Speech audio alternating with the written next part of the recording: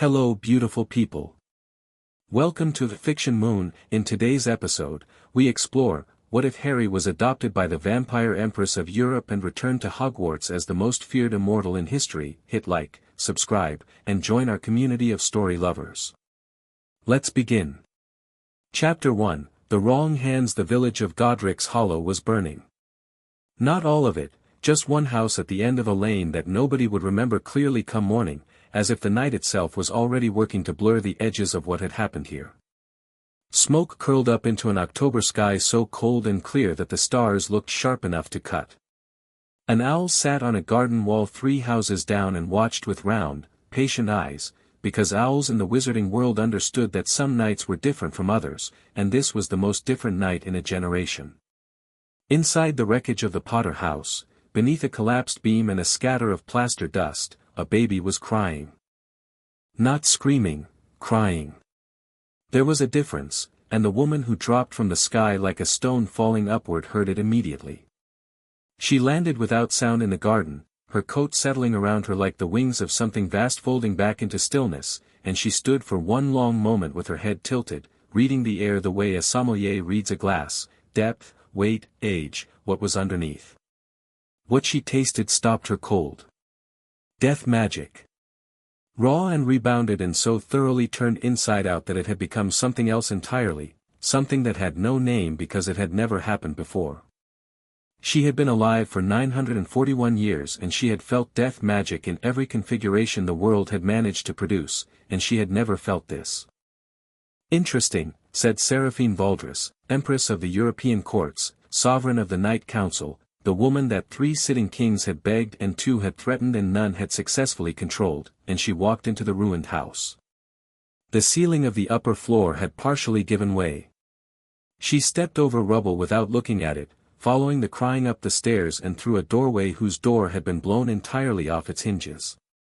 A crib stood in the wreckage of what had been a nursery, miraculously intact, as if whatever force had detonated here had curved around it like water around a stone. A woman lay on the floor, red hair spread like a spill of autumn leaves, green eyes open and already still. Young. Terribly young. Seraphine had a long and complicated relationship with grief and she did not pause for it now, but she noted it, the way you note a crack in the foundation of something that will matter later. In the crib, a baby sat up, which was unusual, most children that age couldn't manage it without effort, and looked at her. Green eyes. The same green as the dead woman's, but lit from inside by something that was not quite human and had not been, Seraphine suspected, since approximately 40 minutes ago. There was a cut on his forehead, fresh and already crusting, shaped like a lightning bolt by pure chance or by something that was not chance at all. He had a smear of plaster dust on his cheek and the expression of a child who had been frightened and had, in the intervening minutes, decided that being frightened was less useful than being alert. He looked at Seraphine the way very young children sometimes look at the very old, without the social filters that would later teach him to pretend he didn't notice what she was. He saw something in her and did not look away. He reached out one small hand toward her, fingers spread, more curious than afraid. She had not intended to pick him up. She told herself that, later, on the many occasions when she examined that night from different angles. She had come to investigate the magic. She had come because something extraordinary had occurred within her domain and she made it her business to know what extraordinary things occurred within her domain. She had come for information, not for a child, and she had certainly not come to do what Seraphine Valdris, who had outlived kingdoms, who had watched civilizations fold themselves into history like letters going into envelopes, who had loved and buried more people than most humans would ever meet, then did. She picked him up. He grabbed a fistful of her dark hair immediately, with surprising grip strength, and made a sound that was not quite a word and held it anyway, something that meant there you are, or finally, or I knew someone was coming. She would argue with herself about what it meant for years.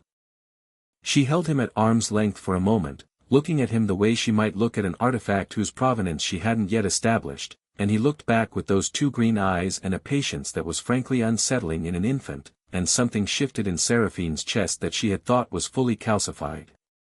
She was still holding him when she heard the motorcycle, huge, airborne, impossibly loud, approaching from the north. She looked up at it through the broken roof. Then she looked down at the child.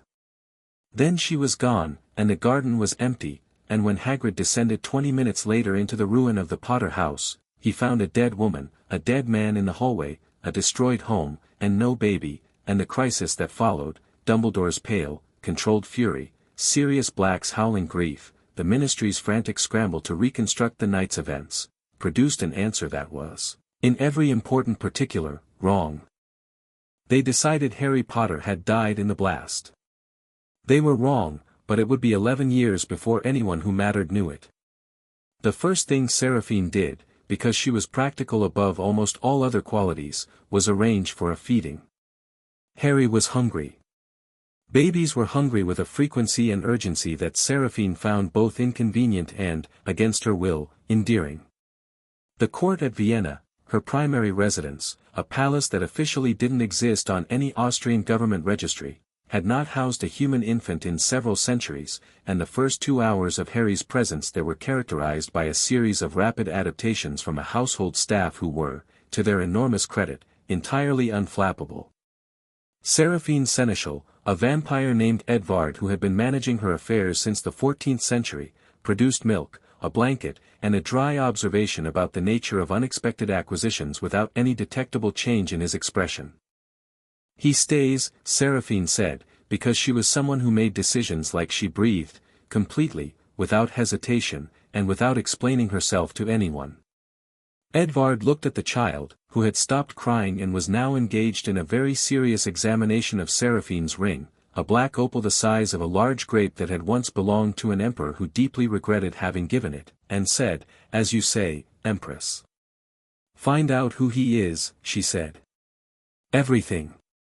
She knew the broad shape of it within 3 days, the Potters, the prophecy that had gotten itself leaked to the wrong ears, the Dark Lord who was now not quite alive and not quite dead somewhere in the Albanian forests, the scar on the child's head that hummed with a frequency she didn't like and would spend the next 3 years carefully working on.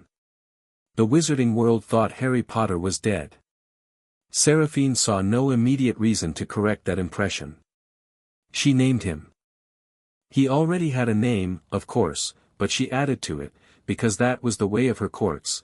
Names were layered things, accumulated like rings in a tree, and Harry James Potter became, in the ledgers of the Knight Council, Hariel Valdris Potter, which would have given Dumbledore a stroke if he'd known about it, and which Harry himself would not actually use until he was 9 and started to feel the weight of what it meant to carry someone's name.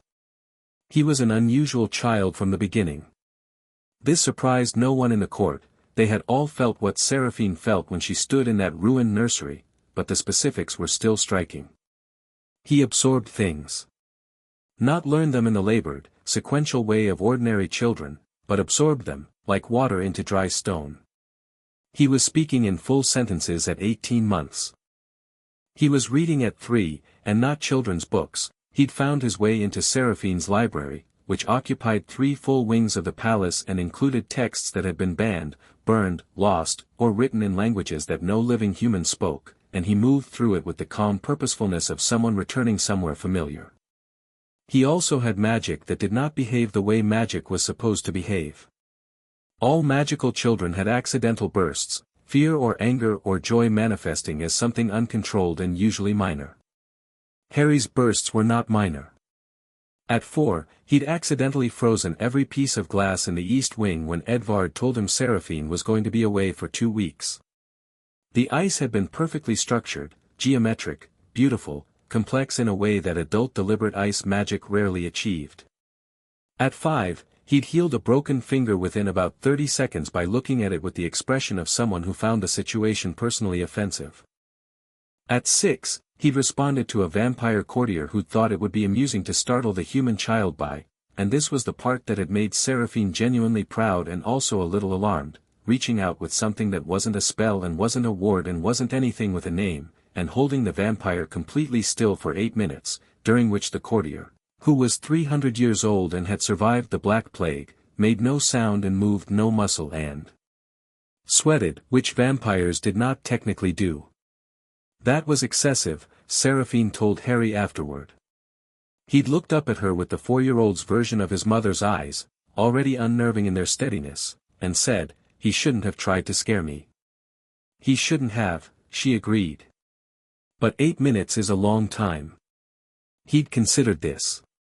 "Next time I'll do 10, he said. So he remembers. She'd had to leave the room to laugh, because laughing in front of him would have encouraged the wrong lesson, but the sound of it had echoed through the hall outside and Edvard, passing by, had filed it under things the Empress does not technically feel and certainly doesn't show. The training started when he was 7, because Seraphine had lived long enough to know that power without shape was just a catastrophe waiting for a location. She had contacts in every magical tradition in the world. She knew wand-makers and wandless practitioners, runmasters from Iceland and blood magicians from Carthage, and a woman in Kyoto who was 300 years old but had never vampired herself into anything, simply held herself at 300 by the force of her own refusal to age, which was either the most impressive feat of magic Seraphine had ever encountered or the most stubborn. She called in favors. She brought them to Vienna, one at a time or in small groups, and she sat in on every lesson with the attentiveness of someone who understood that what they were building here had to be right, because it only had one chance to be built. Harry was not a passive student. He asked questions that made the teachers pause, not because they were beyond his level but because they came from angles the teachers hadn't considered, the why behind the technique, the architecture of the spell, the conversation between magic and intent that most practitioners just accepted as a given and never pulled apart. He argued. He pushed back. He was not disrespectful, but he had none of the deference that most children had for adults, because he'd grown up in a household where the adults were centuries old and still frequently wrong, and he'd absorbed from Seraphine herself the understanding that age conferred experience but not necessarily correctness. He also learned, from the court, things that no Hogwarts textbook had ever contained. How to read a room, really read it, the microtensions, the alliances and resentments, the way power distributed itself in a group. How to walk into a space and understand within 30 seconds who held it and how securely. How to be still. A court that had been running for 900 years had protocols and subtleties that made ministry politics look like a game of snap, and Harry had been in it since before he could walk. He understood power not as something you declared but as something you demonstrated, not by force necessarily, but by a kind of settled certainty that didn't require anyone else's confirmation. Seraphine taught him most of this herself, in the evenings, over long dinners or walks in the grounds while the moon was up and the court was quiet. She was not, by any conventional standard, a warm person. Centuries of loss had worked the softness out of her the way time works the softness out of stone, but she was honest and she was present and she was constant, and for Harry, who had spent the first 40 minutes of his remembered life in a ruined house under a collapsed beam, constant was everything. He called her Seraphine when he was small and Empress when they were in court and, once, when he was about 9 and had fallen badly in a training session and she'd cleaned the blood from his face with the same careful attention she gave to everything, he'd said Maman very quietly, in the French she'd been speaking to him since he was 3, and she'd continued cleaning the blood from his face without pausing, so he wouldn't see what it did to her. He had friends at the court, the young vampires, the half-bloods, the occasional human child of one staff member or another who had grown up on the palace grounds. He had Edvard, who was the closest thing to a grandfather he had and who expressed affection exclusively through dry observations and the occasional perfectly timed appearance with exactly the right book. He had Mira, a 700-year-old vampire who taught him to fight, not wizarding dueling, but the kind of fighting that had been keeping bodies attached to heads since the dawn of human violence, and who had a gift for profanity in 12 languages that Harry collected like trading cards. He was, in other words, happy. Genuinely, unusually, specifically happy, in the way that people are happy when they have been given everything they needed and also several things they didn't know they needed. The scar on his forehead troubled him occasionally. Seraphine had told him the truth of it when he was 10, not everything, she was not cruel, but the structure of it. The night his parents died. The curse. What the scar was, or rather, what she believed was living in it, a fragment of someone else's soul, wedged into the wound like a splinter of something rotten, which she had been very carefully, very slowly, over years, working to excise using a combination of techniques that shouldn't theoretically have worked together and had required her to consult 6 different magical traditions and lose 3 months of sleep. By the time she told him, she was mostly done with it. The splinter, she explained, was almost gone. He'd been quiet for a long time after that conversation. Then he'd said, "What was he like?" "My father." "I don't know," Seraphine said, which was honest. "My mother?" "Red hair. Green eyes. She died standing between you and the door, which tells you most of what you need to know." He'd nodded slowly, turning this over. "Do you think she would have liked you?" Seraphine had considered this seriously, the way she considered everything. "Probably not, at first," she said. "I think eventually she might have." "I think so too," Harry said. The letter came on a grey Tuesday in October, which was apt, because October had already given Seraphine one unexpected thing and apparently had more to offer. It was not, technically, the first letter. The Hogwarts owl system had been attempting to deliver letters to Harry Potter since he turned 11, but Harry hadn't been at any location the owls could properly find. The court at Vienna was protected by wards that had been maintained and reinforced for 9 centuries, and Hogwarts owls were persistent but not magic through the walls persistent. 6 years of letters, redirected and lost and confused, had apparently accumulated somewhere in the postal system of the British wizarding world in a pile that various ministry officials had filed under mysterious and unresolved and occasionally argued about at departmental meetings. Then someone at Hogwarts, a very old castle with opinions of its own about who belonged inside its walls, had apparently decided enough was enough and sent not an owl but a letter that arrived via a method that bypassed conventional owl post entirely, written in Dumbledore's hand and addressed to Harry James Potter, wherever he may be found, which was the kind of address that only worked when someone very powerful with a very long reach was doing the finding. It found Harry in the training yard, running through a sword form that Mira had drilled into him so thoroughly it had become something close to meditation, sweat damp in the cool morning air, moving with the kind of fluid precision that only existed on the other side of 10,000 repetitions. The letter hit him in the back of the head, which was an indignity he was going to remember, and he caught it before it hit the ground with a reflex that was probably faster than it should have been. He read it standing there in the yard, still breathing from the form. Then he walked inside to find Seraphine. She was in her study, always in her study in the mornings, working through the night council correspondence that accumulated like snowfall, thick and constant and needing to be cleared before it buried you.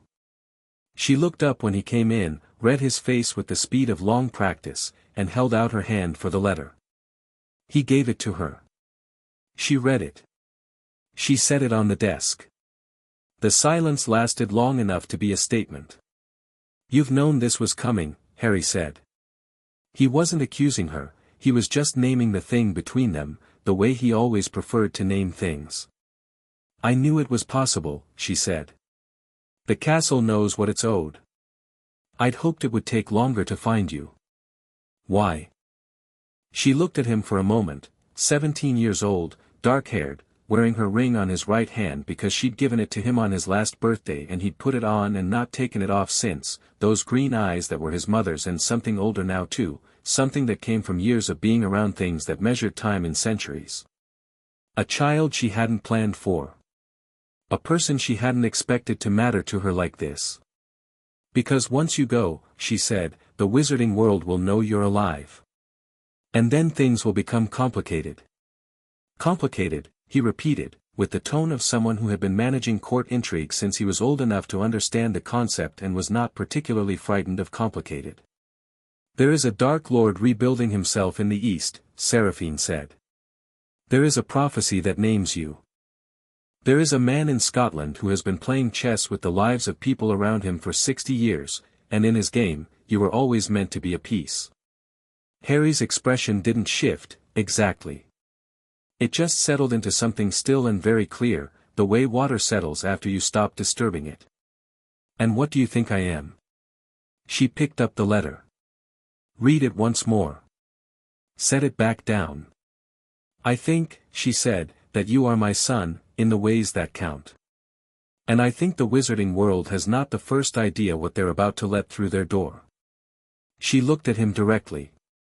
Go. Learn what they can teach you. There's still knowledge in those walls worth having. And the rest? The faintest curve at the corner of her mouth. It wasn't quite a smile, but then it rarely was. Handle it as I've taught you. And if Dumbledore tries to play me like a piece, then remind him, Seraphine said, what the pieces feel like when they're large enough to flip the board. Harry looked at the letter once more. Hogwarts School of Witchcraft and Wizardry. His name on the envelope, a name that the wizarding world had built 6 years of memorial shrines around and whispered over and turned into a ghost story. I'll need a wand, he said. Ollivander, she said, because she knew everything relevant, always. Diagon Alley. Though I suspect he may find you before you find him. Harry nodded, already running through logistics. I'll go next week. I'll write to Dumbledore, she said. What will you tell him? Seraphine picked up her pen, a habit from a century before the wizarding world had settled on quills, and she'd never seen any reason to change, and drew a sheet of paper toward her with the air of someone who was about to enjoy themselves. The truth, she said. Which will be considerably worse for him than a lie.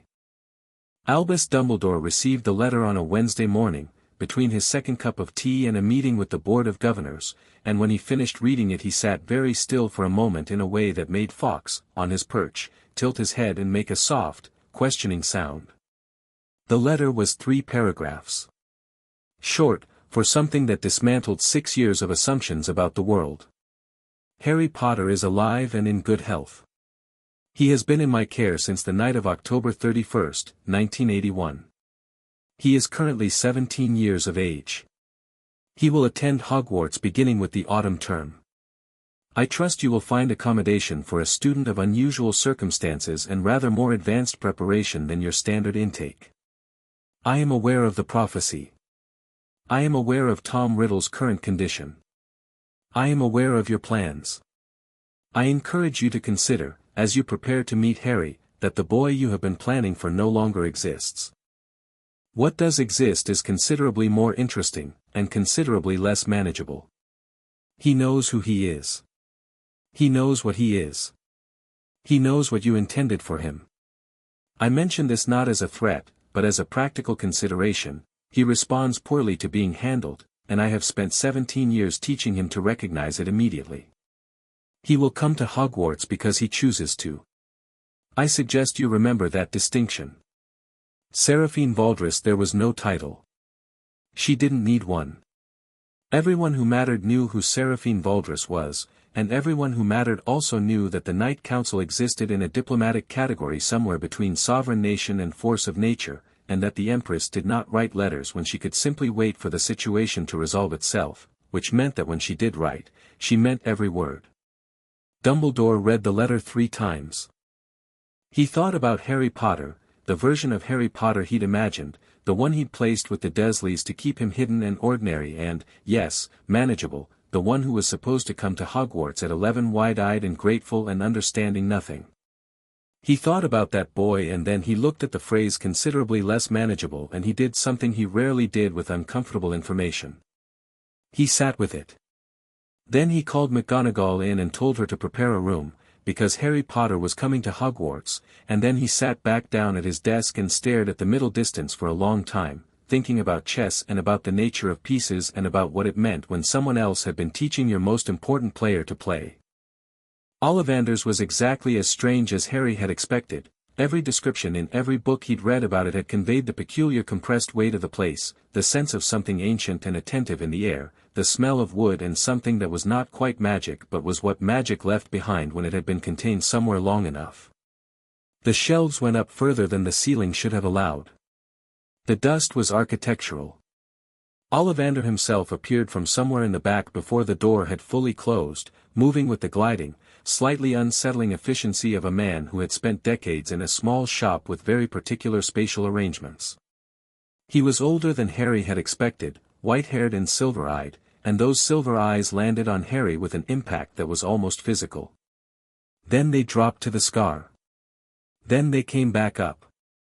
Then they went somewhere else entirely, somewhere inside his own head, recalculating. Well, he said, and his voice was very quiet. Well, well, well. Harry Potter, Harry said, because he wasn't interested in the dramatic pause. I know who you are, Ollivander said, and the awe in his voice was the kind that lived next to fear. I wondered, you know. I sold the wand that gave you that scar. 11 inches. You. Phoenix feather. His eyes went sharper. Brother wand to your father's. I've read about that, Harry said. I need a wand. Yes. Ollivander drifted into the shelves as if called there by instinct. I must tell you, measuring a customer who has been alive for 17 years and not yet found their wand is unusual. The wand waits. The wand always waits. But the waiting changes what the wand needs to be. He emerged with a box. Try this. Holly, 11 inches, unicorn hair. Harry picked it up. Nothing. Ollivander took it back before Harry had fully formed the thought that it wasn't working. Went back. Returned. Ebony. 12 inches. Dragon heartstring. Harry picked it up. Something happened, but the wrong something. The air pushed outward and 3 boxes fell off a nearby shelf, not in a celebratory way but in a too much, wrong direction way. Interesting, Ollivander murmured, taking that one back too. He stood in the aisle and looked at Harry, and Harry could see him revising his approach, which Harry respected. Nothing was more interesting than a mind adapting in real time. May I ask, your magic has had some unusual experiences. You could say that. The nature of the core matters, Ollivander said, almost to himself. The nature of the relationship between wizard and core. Some combinations are about control. Some about power. Some are about something more fundamental. He went back deeper into the shelves than he had yet, somewhere Harry couldn't see, and was gone long enough that the silence in the shop became a thing with texture. When he came back, he was holding a box that looked different from the others, older, the wood of it darkened with age, the label written in a hand that predated Ollivander himself. My grandfather made this, Ollivander said. He set the box on the counter and opened it. Inside, on a bed of ancient cloth, lay a wand that was not quite black and not quite the deep red of old mahogany, somewhere between the two, with a grain so fine it looked almost smooth. 13 inches. Blackthorn. The core is, he paused. The core is Thunderbird tail feather. Extremely rare. The Thunderbird responds to souls that have faced death and transformed through it. That encounter you had as an infant would have. He trailed off, looking at the wand. I have been waiting for the right customer for this wand for 30 years. I confess I thought I was being fanciful. Harry picked it up. The shop lit up. Not with sparks or colored light or any of the theatrical signals that most wand-finding moments involved.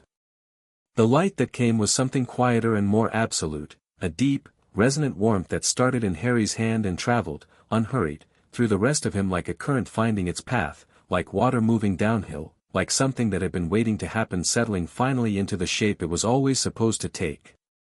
The dust in the air stilled. The ancient shelves made a sound that might have been wood contracting or might have been something else. Fawkes, 700 miles north, lifted his head from his perch and made a single, clear note. Ollivander looked at Harry with those silver eyes very wide. Yes, he said softly. Yes, that's the one. Harry set a small stack of galleons on the counter. The court kept all major currencies, and Seraphine had pressed a pouch of wizarding money into his hand with the air of someone who thought of everything, and turned to leave. Mr. Potter, Ollivander said, and his voice had something in it that was carefully controlled, that was trying not to be the thing it was. I must ask. All these years, where were you? Harry glanced back over his shoulder. Outside the window, Diagon Alley moved with its ordinary crowd, witches and wizards going about their mourning, none of them having noticed yet who was in Ollivander's shop.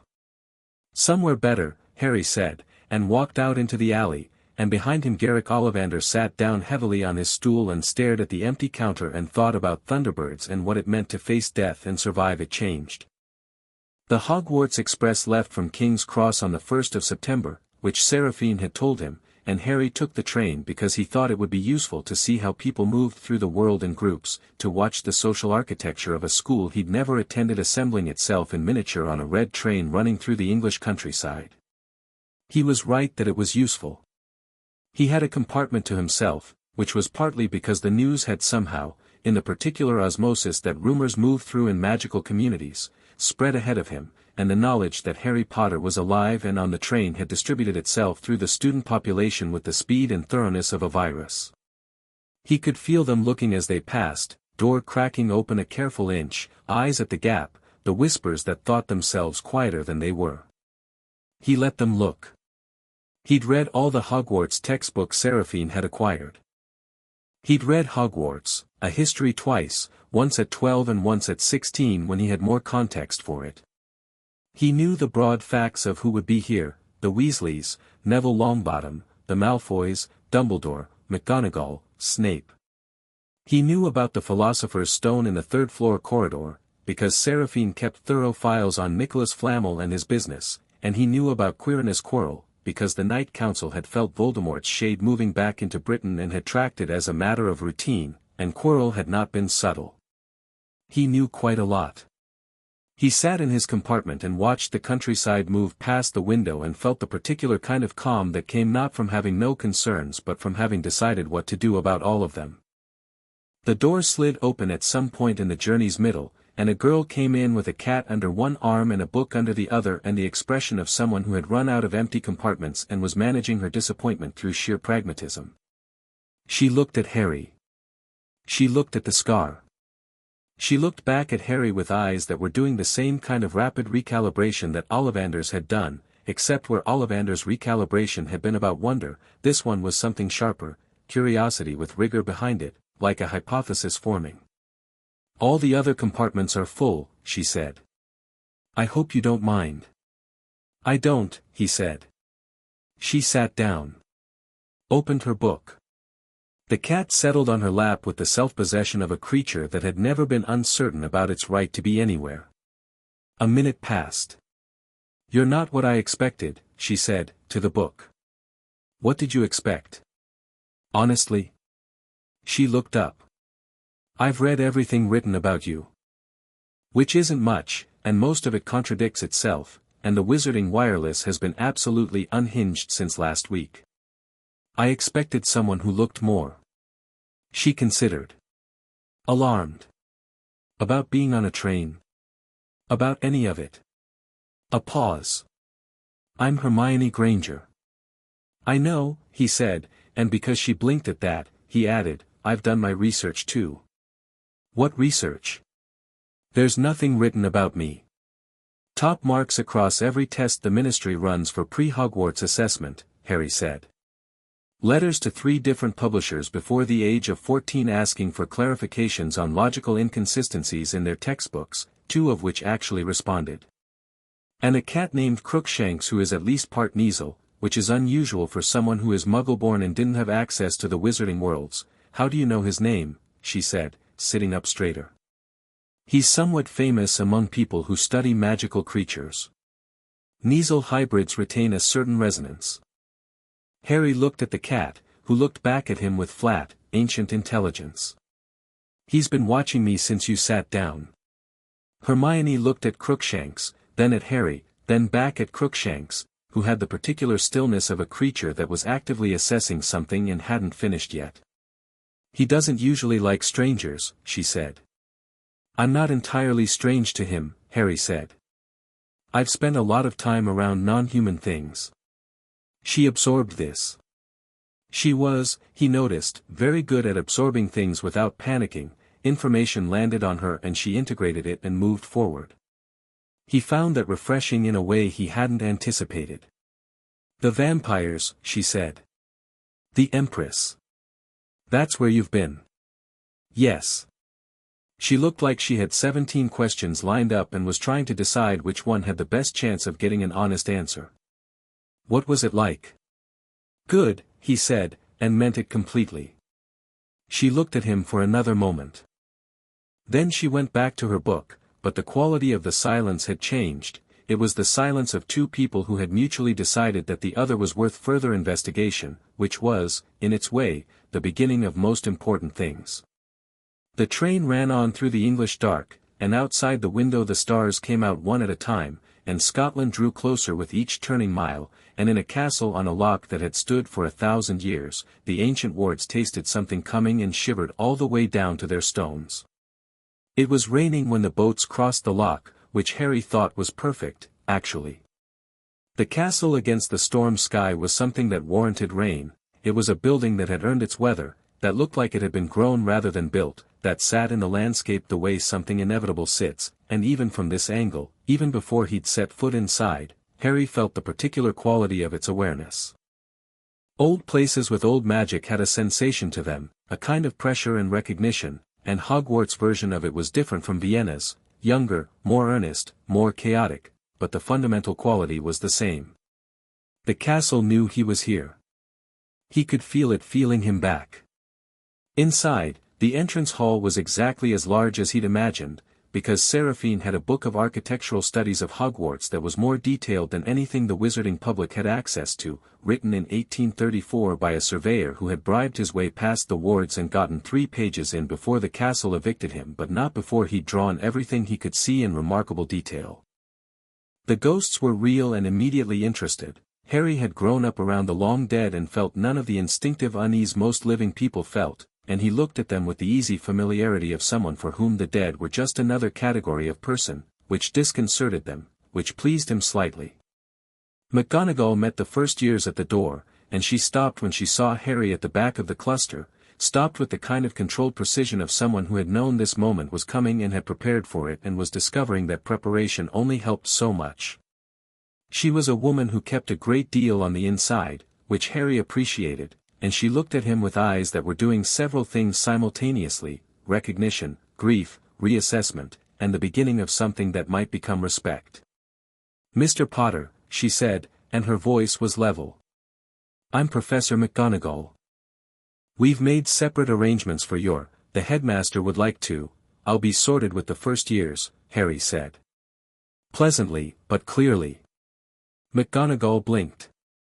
"You are 17, which means I'm starting late," he said. "The castle sorts students. I'm a student. I'll be sorted." He paused a beat. "Unless you'd like to write to the Empress and explain why I wasn't." The 11-year-olds around him were staring with the unguarded fascination of children who don't yet know they're supposed to pretend they aren't watching. McGonagall looked at Harry with the expression of someone who had just recategorized a situation, and then she did what Seraphine had taught him was the mark of a truly intelligent person in a position of authority: she chose her battle. "Very well," she said. "When your name is called." The great hall was better than any description had managed. The ceiling was doing the sky outside, storm dark and rolling, and the candlelight was the kind that made everything amber and alive, and the 4 long tables ran the length of it like rivers, and every face at every table turned when the first years walked in, and then the turning happened again, harder, when they saw who was walking in among the first years, because word travels at the speed of sound and the sound in a school is constant.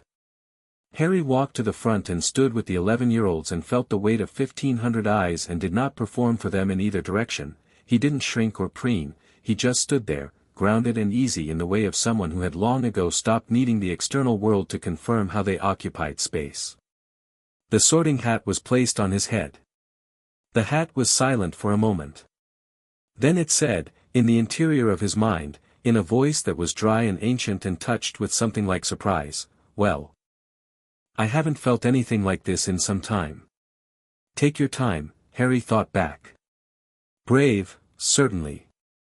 Loyal, yes, deeply, though you're selective about it. Clever, rather spectacularly, if I'm honest. Ambitious, the hat seemed to pause. No. Not ambitious. Something older than ambition. You don't want more. You want to understand. Is that Ravenclaw? It could be. But there's something else. Another pause, longer. The death magic in you. Not Voldemort's any longer, she cleaned most of that out of you, your Empress. But the echo of it. The shape it left behind. You have faced death and come through it different, and the difference is not a wound but a door, and you've been walking through it your entire life. The hat's voice changed slightly.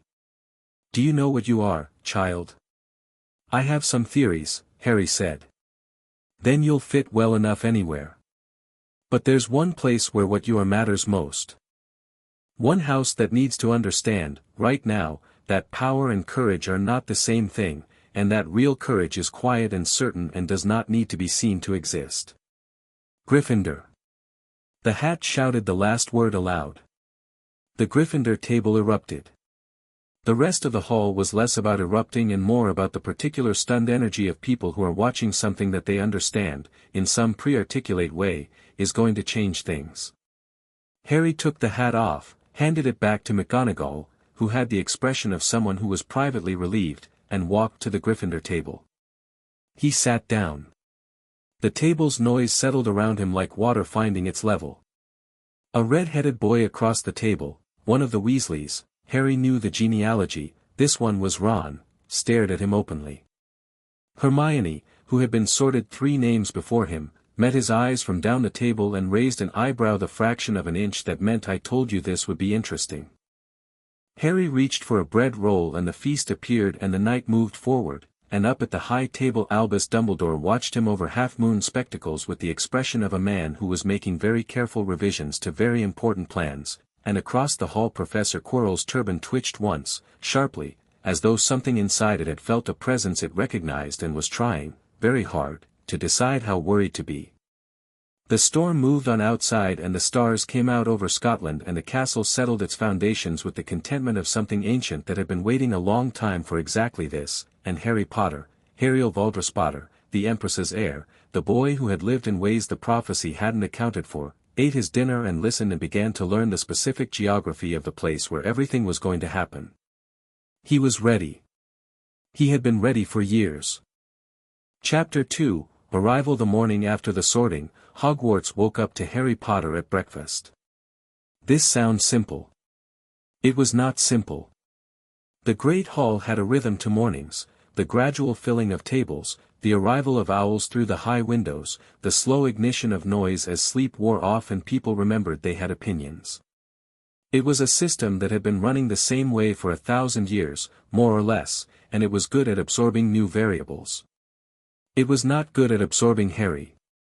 He arrived before most of the student body, which was the first disruption, because the story everyone had agreed on overnight involved him arriving dramatically, late, with some kind of entrance. Instead he was simply there when people came down, already seated at the Gryffindor table with a cup of tea and a book that was not on any Hogwarts syllabus, something thick and old with a cover in a language that wasn't English, reading with the focused quiet of someone who did this every morning and found the noise of a filling hall about as distracting as birdsong. The second disruption was the owls. Not the regular post owls, though those came too. What arrived with the morning post for Harry was a bird that none of the students had seen before, enormous, black-feathered, with eyes the color of old gold, which landed on the table beside his plate with a weight and presence that made the surrounding students inch away by instinct before they fully understood why. It dropped a letter, accepted the piece of toast Harry offered it without looking up from his book, and sat there afterward like it intended to stay, which it did, because Seraphine's birds did not follow conventions they found inconvenient. The letter was in French. Harry read it, finished his tea, and wrote a reply on a piece of paper from his coat pocket, not a Hogwarts letter, regular paper, with a pen, which caused a nearby fourth year to stare as if he'd produced a live ferret, and sent the bird back. By the time the majority of Gryffindors had come down for breakfast, Harry had finished his book, started another, and eaten with the unhurried thoroughness of someone who had not yet decided the day required any urgency. Ron Weasley sat down across from him with the energy of someone who had been building up to something for the 45 seconds it had taken him to walk from the stairs to his seat. He was a large presence, gesturally, volumetrically, and he arrived at decisions quickly and without excessive deliberation, which Harry found efficient if occasionally imprecise. So, Ron said. Good morning, Harry said. Right. Yeah. Ron looked at the book, the tea, the spot where the enormous black owl had been. Did that owl just eat your toast? She's fond of toast, Harry said. And she's been flying since before dawn, so. She. Ron absorbed this. You've named a bird she. Her name is Nox. I didn't name her, she came with a name. Harry glanced up. She's about 300 years old. You get used to the personality. Ron opened his mouth, closed it, tried again. 300 years. She was a gift. From the Night Council. Harry paused, because Ron's face was doing something that suggested he was processing about 3 conversations simultaneously. The vampire courts, Harry said, in case the reference point was useful. I know what the Night Council is, Ron said, with the dignity of someone who had grown up in a household that took wizarding world politics seriously and resented implications otherwise. Then, dropping the dignity, my dad is going to lose his mind. He's obsessed with, he works at the Ministry, the Misuse of Muggle Artifacts office, but he knows everything about non-human political structures, he's got this whole filing system. He stopped. Sorry. I do this thing where I just say everything I'm thinking. I noticed, Harry said. I don't mind it. Hermione sat down on Harry's left with Crookshanks in her bag and her schedule already memorized, which Harry knew because she'd been reviewing it under the table during the sorting feast last night when she thought nobody was watching. She looked at both of them with the expression of someone arriving to a conversation they've already predicted. You've introduced yourselves, she said. We've made a start, Harry said. Ron Weasley, Ron said to Hermione, across Harry. Hermione Granger. I know. She looked at the book Harry had set down. Read The Spine Upside Down, because she could. Her eyes sharpened. Is that Mortiscraft and the Liminal Boundary by Aldrich of Colmar? That's a 14th century restricted text. The Hogwarts library doesn't have a copy. Seraphine's library does, Harry said. She has 3. 3, Hermione said. Very quietly. The way you say something when the implication of it is large enough to need a moment. She doesn't throw books away, Harry said. She's been collecting since the 9th century. Hermione picked up the book. Turned it over. Read the back, which was in Latin, without any visible struggle. She put it down and looked at Harry with an expression that was both deeply envious and working very hard to transcend that and become something more intellectually productive. Can I borrow it when you're done? Yes, Harry said. Ron looked between them. I feel like this friendship is going to make me feel quite stupid, he said. Which is fine. I'm comfortable with that. Can someone pass the bacon? The first class of the morning was Transfiguration, which meant McGonagall, which meant Harry walked into a room where the teacher had already assessed him in 3 different ways and was going to do it a 4th. He could respect that. The classroom was orderly in the way of a room run by someone who found disorder personally offensive but had made peace with the fact that teenagers existed. The desks were arranged in a classic configuration for practical work, and the board had the morning's aim written in precise chalk script, matches to needles, theory and application, which was a first-year exercise and which Harry had worked through at the age of 8 under the instruction of a wandless practitioner from northern Finland who had used it to make a point about the relationship between intent and form. He sat down. Hermione sat to his left. Ron, who had apparently decided that sticking close to Harry was the most efficient way of understanding what was happening, sat to his right with the expression of someone who was experiencing something and wanted front row seats. McGonagall began. She was a good teacher. Harry clocked this within the first 4 minutes, not because she explained things well, though she did, but because she expected things, and expectation was what good teaching actually was at its core. She expected the class to follow, to think, to keep up, and she calibrated her pace to just fast enough that the keeping up required effort. She set them the exercise. Matches on desks. Wands out. Around the room, the 11-year-olds, and Harry, who was conspicuous at 17 among children who came up to his shoulder, bent to the work with varying degrees of focus and varying degrees of success. The match population of the classroom underwent a mixed mourning. Some became needles, some became something between a match and a needle, some became briefly animated and attempted to escape, and one, belonging to a boy named Seamus Finnegan, caught fire in a way that seemed to be Seamus's recurring contribution to the educational environment. Harry looked at his match. The thing about transfiguration that most practitioners focused on was the technique, the wand movement, the incantation, the mental image. The thing Seraphine's Finnish teacher had spent 3 weeks making Harry understand was that technique was just the delivery mechanism. The actual work was a conversation between your understanding of what the match was and your understanding of what the needle was, and the magic was what happened when those two understandings met in the middle and negotiated. He picked up his wand for the first time in a classroom setting.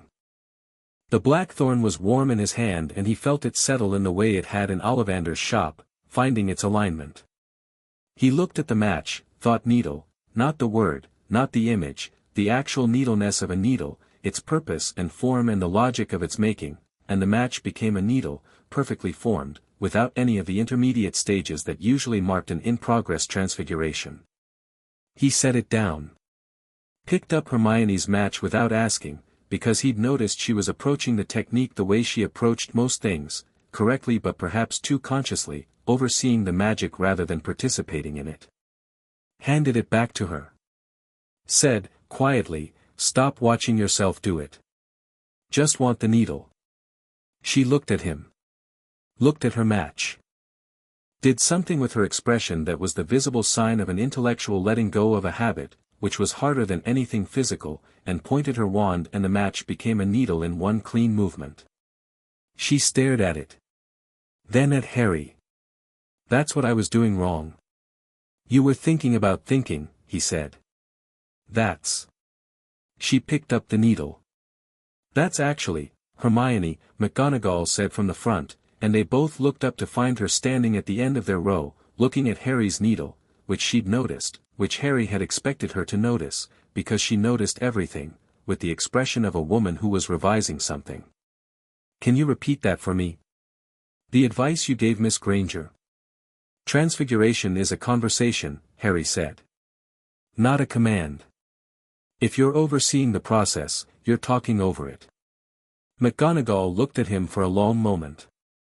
"That is," she said, "an accurate description that most students don't arrive at until their 5th year, at the earliest." She turned the needle over in her fingers, Harry's, which she'd picked up without him noticing, which he noted as data about her observational speed. "Where did you study?" "Privately," Harry said. "Various teachers." "The conversion rate is perfect," she said, examining the needle. "The internal density has been maintained, which most students can't manage until they understand why it matters." She set it down. "See me after class." She walked back to the front. Ron leaned over to Harry and said, very quietly, she said, "See me after class," and she looked pleased. She never looks pleased. "I've been here 3 weeks and she's already made 2 people cry." "I've only been here 1 day," Harry said. "Give it time." After transfiguration came a gap before charms, which Harry used to walk the castle. He'd read about it. He'd studied floor plans that were partially wrong because Hogwarts rearranged itself according to moods he hadn't yet learned to predict.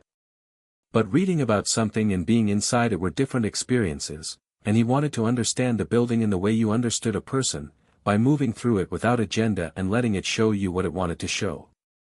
It wanted to show him quite a lot. The castle responded to him in a way he recognized from Vienna. Old buildings with old magic had layers, and the surface layer was what everyone got, the moving staircases and the portraits and the trick steps and the basic geography of hallways and towers. Below that was another layer, one that only registered to magic that had a certain quality to it, a certain depth. Seraphine had explained it to him when he was 12, standing in a section of the Vienna palace that tourists and day staff never found. Buildings remember who has been inside them. The oldest buildings remember everything. If you know how to be still and let them, they'll tell you. He let Hogwarts tell him. What it told him, moving through corridors that emptied and filled with the flow of changing classes, was a building that was acutely, specifically alive, not in the way of creatures, but in the way of something that had been inhabited by enough life for long enough that the accumulation had crossed some threshold into a kind of consciousness. It recognized students and it recognized teachers and it had opinions about them. It recognized Harry, and its opinion was complicated, something that might be called kinship if you were willing to apply the word to a building, which Harry was, because he'd applied stranger words to stranger things. He was on the 4th floor, examining a tapestry that depicted what was either a significant historical event or a very ambitious hunting party, when a voice behind him said, "You're not supposed to be up here during free period." He turned. A boy his height, which was to say taller than most of the first years, with platinum hair and the bearing of someone who had been raised to take up space and did it without thinking. Draco Malfoy. Behind him, 2 larger boys who were clearly functioning as a social architecture rather than independent entities, the crab-and-goyle structure that every account of Hogwarts' social hierarchy had mentioned. Malfoy was looking at Harry with an expression that had several things happening in it: recognition, because everyone recognized Harry now, calculation, which was the one that interested Harry, and underneath both of those, something that was working hard to present itself as confidence but had the faint quality of performance. "There's no rule about 4th-floor corridors during free period," Harry said. "I'm a prefect," Malfoy said. "You're a second-year prefect," Harry said. "Which means you have authority over students in specific contexts, not blanket jurisdiction over where people stand." He looked at the tapestry. "This hunting scene. Do you know what it depicts?" Malfoy blinked at the subject change. "What?" "The tapestry. The event it's depicting. Do you know?" "Why would I?" Malfoy visibly recollected himself and the calculation came back to the front. "Potter. Harry Potter." He said the name like he was trying out the fit of something. "I heard you were sorted into Gryffindor." "You heard correctly." "Pity." Malfoy's tone had the practiced quality of someone who had rehearsed a version of this conversation. "Gryffindors don't tend to last long when things get serious. My father says it's a house full of people who confuse bravery with stupidity." "Your father," Harry said thoughtfully, "is a man who spent the period after Voldemort's fall claiming he'd been under the Imperius curse." Which was either true or was a very effective piece of legal positioning. Both of those options tell you something interesting about him, though different things. The corridor went very quiet. The performance in Malfoy's expression cracked. Not dramatically, a hairline fracture, the kind you could only see if you were watching for it.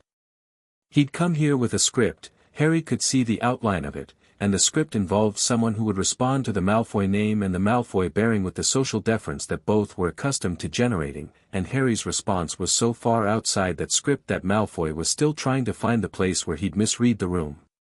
"You should be careful," Malfoy said, "quieter now, who you talk about. You're new here. You don't know how things work." "I know how power works," Harry said, pleasantly. "I grew up in a court that's been managing it for 9 centuries. Your school politics are," he tilted his head. "They're interesting. But they're very small." He turned back to the tapestry. After a moment, he heard Malfoy and his architectural support structure retreat down the corridor. He listened to the footsteps until they turned a corner, then returned his attention to the tapestry. The castle had warmed around him slightly, a subtle shift in the air quality, like something approving of something else. He traced the edge of the tapestry with one finger. He thought about Malfoy, the calculation behind the performance, the genuine belief in the architecture of blood and status that he'd been raised inside, the fact that he was, underneath all the apparatus of Malfoy family production, 17 years old and working with a map that was going to stop corresponding to the territory very soon. Harry didn't dislike him. He felt something more complicated, which was the recognition of someone who had been handed an identity and hadn't yet gotten far enough from it to see its edges. He knew something about edges. Charms was Professor Flitwick, who was small and precise and extremely good at his subject in the way of someone who had loved it for decades without the love diminishing. He taught with a kind of infectious exactness, every wrist movement explained, every phoneme of every incantation broken down to its functional components, that Harry found genuinely engaging, because charms at its root was the field of magic closest to what he thought of as architectural magic, the deliberate construction of specific effects through the interaction of intent and form. He did not perform during charms. He followed the class, worked through the exercises at the level the class was working at, asked 2 questions that were more advanced than the current lesson but phrased carefully enough that they didn't derail the teaching, and Flitwick answered both of them with the brightness of a man who had been teaching introductory material for years and was genuinely pleased to have someone asking about the 3rd floor when everyone else was on the ground. After class, Flitwick asked him to stay. He was in his 60s, Flitwick, and he'd been champion of something involving dueling in his youth, which showed in the way he held himself, very still, very balanced, the physical memory of knowing how to be fast. He looked up at Harry with the particular regard of a very short man who had made peace with looking up at most people and applied it to everyone equally. "Your second question," Flitwick said. "About the resonance between charm duration and emotional state of the caster. That's not first-year material." "It's not fourth-year material either," Harry said. "But it's real." Flitwick nodded slowly. "It is. Most of the literature on it is pre-standardization, 15th century and earlier, before the ministry began categorizing charms by their technical specifications rather than their." He made a small gesture. "Their essential natures." He looked at Harry. "Where did you encounter that literature?" "Vienna," Harry said. Flitwick nodded again, differently this time, the nod of someone who understood a reference completely. "Yes. She would have those." A pause. "I met the Empress once. Briefly. At an international magical conference in 1972. She asked 3 questions that ended the panel discussion because nobody could answer them." He looked at Harry with something warm and specific. "I imagine she was a thorough teacher." "The most thorough I've had," Harry said. "And I've had several." "I expect you'll find our curriculum foundational," Harry said. "Not unkindly. There's plenty here I haven't done formally. The formal architecture is useful." "Quite right. Quite right." Flitwick straightened his already straight robes. "My door is open, Mr. Potter. When you need to go faster." Lunch brought the owls again. This time the owls were not Seraphines, they were ministry owls, fat official birds with that particular bureaucratic vacancy to their expressions, delivering an official letter to the headmaster's table that Harry had not been meant to see but saw anyway because he'd positioned himself with a sight line to the staff table, which was a habit from court that he couldn't have stopped if he'd tried. Dumbledore read the letter with no visible reaction, which was itself a reaction. He folded it and put it in his robe pocket and returned to his food with the unhurried manner of someone who was going to address something on his own schedule. Harry ate his lunch and thought about the ministry, which was, based on everything he'd read, everything Seraphine had briefed him on, an institution that combined genuine talent in the administrative branches with a deep structural cowardice in the political ones, and which was currently being run by a minister who had spent the last decade insisting Voldemort was gone for good and treating any suggestion otherwise as both inaccurate and inconvenient. The ministry knowing he was alive was an event with a predictable sequence of consequences: disbelief, verification, political calculation, and then an attempt to manage the narrative, which would involve someone trying to manage Harry. He was looking forward to that conversation. "You're doing the thing," Hermione said from across the table. He looked at her. "What thing?" "Where you go somewhere else in your head and you look like you're planning something that involves other people without telling them." She said it matter-of-factly. "My mother does it before board meetings." "Your mother sits on a board?" "3 of them. She's a dentist, but she has opinions about governance." Hermione passed him the pumpkin juice. "The ministry letter. You saw it?" "Yes." "What do you think it said?" Harry considered how much of his current thinking was useful to share and concluded that Hermione's capacity to handle information at speed was probably underused by most of the people around her. "Verification request, most likely." Or a meeting demand. They'll want to assess me. Assess whether you're really Harry Potter. Assess whether I'm a threat, he said. Those are different questions. Hermione was quiet for a moment. Are you a threat? To Voldemort, Harry said, yes. To the Ministry, only if they make it necessary. He met her eyes. To you or Ron or anyone in this school, no. Not unless they start something they're not equipped to finish. She studied him. He'd learned already that Hermione's silences were not empty, they were active, processing, building towards something. You're very certain of yourself, she said, and it wasn't an accusation. I've had good reasons to be, he said. I also know what I don't know. There's a lot I don't know. Such as what Hogwarts is like from the inside when it's not a crisis. He glanced down the table, Ron arguing cheerfully with his twin brothers, the cluster of first-year girls who had apparently formed a social geometry in the 30 hours since arriving, Neville Longbottom eating with quiet concentration, a copy of Magical Plant Varieties open beside his plate. What it's like to go to school with people my own age. What friendship looks like when you didn't grow up in a court where everyone is either staff or centuries old and has their own agendas. Hermione's expression shifted into something more open. That sounds lonely. It wasn't, he said. But it was specific. He paused. Are you offering to show me what school friendship looks like? I'm offering to be one of the people you figure it out with, she said, with the particular combination of warmth and precision that was starting to define her for him, the way she managed to be both honest and kind, which most people treated as oppositional.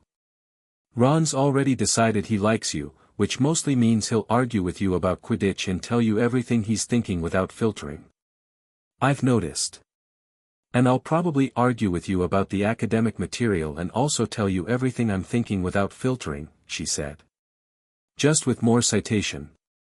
Harry felt something that wasn't quite surprise, more like the confirmation of something he'd suspected. That sounds, he said, genuinely good. She passed him a roll. He took it. Down the table, Ron looked up from his argument and caught the two of them looking at him and pointed between them with a fork and said something that involved the words plotting and worried, and Harry's mouth curved into the beginning of a smile, which was not something his face had a great deal of practice with in public, and the great hall moved around them with its noise and its life and its thousand small dramas, and Harry sat in the middle of it and felt, cautiously, the specific quality of something beginning. The defense against the dark arts classroom smelled of garlic. Not faintly. Pervasively. The kind of garlic presence that had opinions about the room and had been asserting them for long enough that the smell had become structural, embedded in the curtains and the wood and probably the chalk. Harry walked in and processed this information and filed it with the other information he'd already gathered about Quirinus Quirrell, whose turban he'd been aware of since the feast last night with the particular sensitivity of someone who'd spent years around death magic in various configurations. The thing in the turban was weak. He wanted to be clear with himself about this. Voldemort at full strength was a different calculation, and Harry wasn't foolish enough to treat a shade as he'd treat the complete article, but what was currently pressing its face against the back of Quirrell's head was a fragment, a remnant, something that had been subsisting on what it could find in the forests of Albania and had re-entered Britain running on something close to empty. It felt like a fire someone had buried under a great deal of wet earth. There was heat, but you had to press close to feel it. It felt Harry in return. He could feel it doing so. He sat in the middle of the room, which was deliberate. Quirrell was at the front, nervous in the specific way of someone who had multiple things to be nervous about and was managing them through a stuttering verbal presentation that the class seemed to accept as simply the way the man was. He was running a lecture on the theory of dark creature classification, which was not the most gripping material ever assembled, and the class had the quality of something still waking up. "See, can anyone tell me," Quirrell was saying, "the primary classification for beings with necromantic origination?" Harry did not raise his hand. He had decided early that he would participate in class when participation was actually useful, and that raising his hand for things he knew while 11-year-olds were learning them was not useful to anyone. Hermione, whose hand had been up for 4 seconds, said, "Beings of the fourth order, categorized by their primary dependence on death magic as a sustaining force, which includes inferi, certain classes of ghosts, and some subtypes of." "Why yes, quite right," Quirrell said, and his eyes moved to Harry. They did this repeatedly throughout the lecture. Not the way a teacher's eyes moved to students they were uncertain about, a different quality, something assessing and something else, something that was not Quirrell's own nervousness but the nervousness of something behind Quirrell, trying to take the measure of something it had already encountered and was not yet sure about. After class, the others filed out. Harry remained seated. Quirrell gathered his notes with hands that were not quite steady and said, without looking up, "Is there something I can help you with, Mr. Potter?" "I'm not sure," Harry said. "I was going to ask you the same question." Quirrell looked up. And for just a moment, a fraction of a second, the stutter vanished entirely and the eyes were different, and the thing behind the turban pressed forward, and what looked out at Harry was not Quirrell at all. "Fascinating," it said, in a voice that was Quirrell's vocal cords and not Quirrell's voice. The child, groaned. "The shade," Harry said, with the tone of someone identifying a species. "Reduced." Something moved in the turban. The stutter came back, and Quirrell's own expression reasserted itself, frightened and confused as it always was, and Harry stood up, collected his bag, and walked toward the door. "And Mr. Potter, don't worry, Professor," Harry said, without turning. "I'll let you know when it becomes relevant." He opened the door. "Tell your passenger that I'm aware of the stone on the 3rd floor. And that I already have a plan." He walked out. Behind him, in the defense classroom, Professor Quirrell stood alone with the smell of garlic and the turban beginning to tremble, and from somewhere inside it came a sound that was very soft and very controlled and would have been unrecognizable to most people who knew Voldemort as fear, because Voldemort did not feel fear, had not felt it in decades, had constructed his entire identity around the rejection of it. What he felt, pressing against the inside of Quirrell's skull, feeling the echo of what had just been in this room, the depth of it, the quality of something that had been shaped by 9 centuries of court and 13 years of deliberate, methodical, comprehensive training, and underneath all of that the specific magic of a child who had died and not died, who had been hit with the killing curse and turned it inside out and walked away, was the nearest thing to it he'd experienced since the night in Godric's Hollow. Not fear. Something adjacent to it. Caution. For the first time in decades, Voldemort chose to wait and see. The owl found Dumbledore after dinner. Not the Ministry owl, Seraphine's black bird, which had apparently decided that the headmaster's window was within its operational jurisdiction and had been letting itself in and out of the tower all day, which the gargoyle that guarded the entrance had allowed because the gargoyle was old enough to know the Night Council's marks and had, like all old things, a healthy respect for its own continued existence. The letter was brief. "He will tell you whatever he chooses to tell you. I suggest you listen rather than manage. He knows the difference." No signature this time. She didn't need it. Dumbledore sat at his desk for a long time with the letter, and around him his office made its usual sounds, the whir of instruments, the occasional comment from a portrait, Fawkes rearranging himself on his perch with a sound like settling feathers. The old wizard looked, in this private moment, something close to what he was, very old, and not entirely certain, and carrying the weight of having made decisions that had cost someone a great deal and were now coming home. He reached for a piece of parchment. Started a letter. Stopped. Put the quill down. He thought about the boy he'd watched in the Great Hall last night, not afraid, not performing, just present in that absolute way, the way of something that had already sorted out its relationship with its own existence and had nothing left to prove to anyone. He thought about a different boy, the one he'd imagined, the one he'd planned for, the one who would have arrived at 11 years old blinking and grateful, who he could have shaped carefully toward the moment the prophecy required. He thought about Seraphine Valdris, who was 9 centuries old and had been running the largest non-human power structure in Europe since before Hogwarts was built, and who had taken a child from a ruined house and given him what she thought was best, and who was, Dumbledore admitted to himself in the private dark of his office, probably not wrong in her assessment of what she'd created. He put the letter away.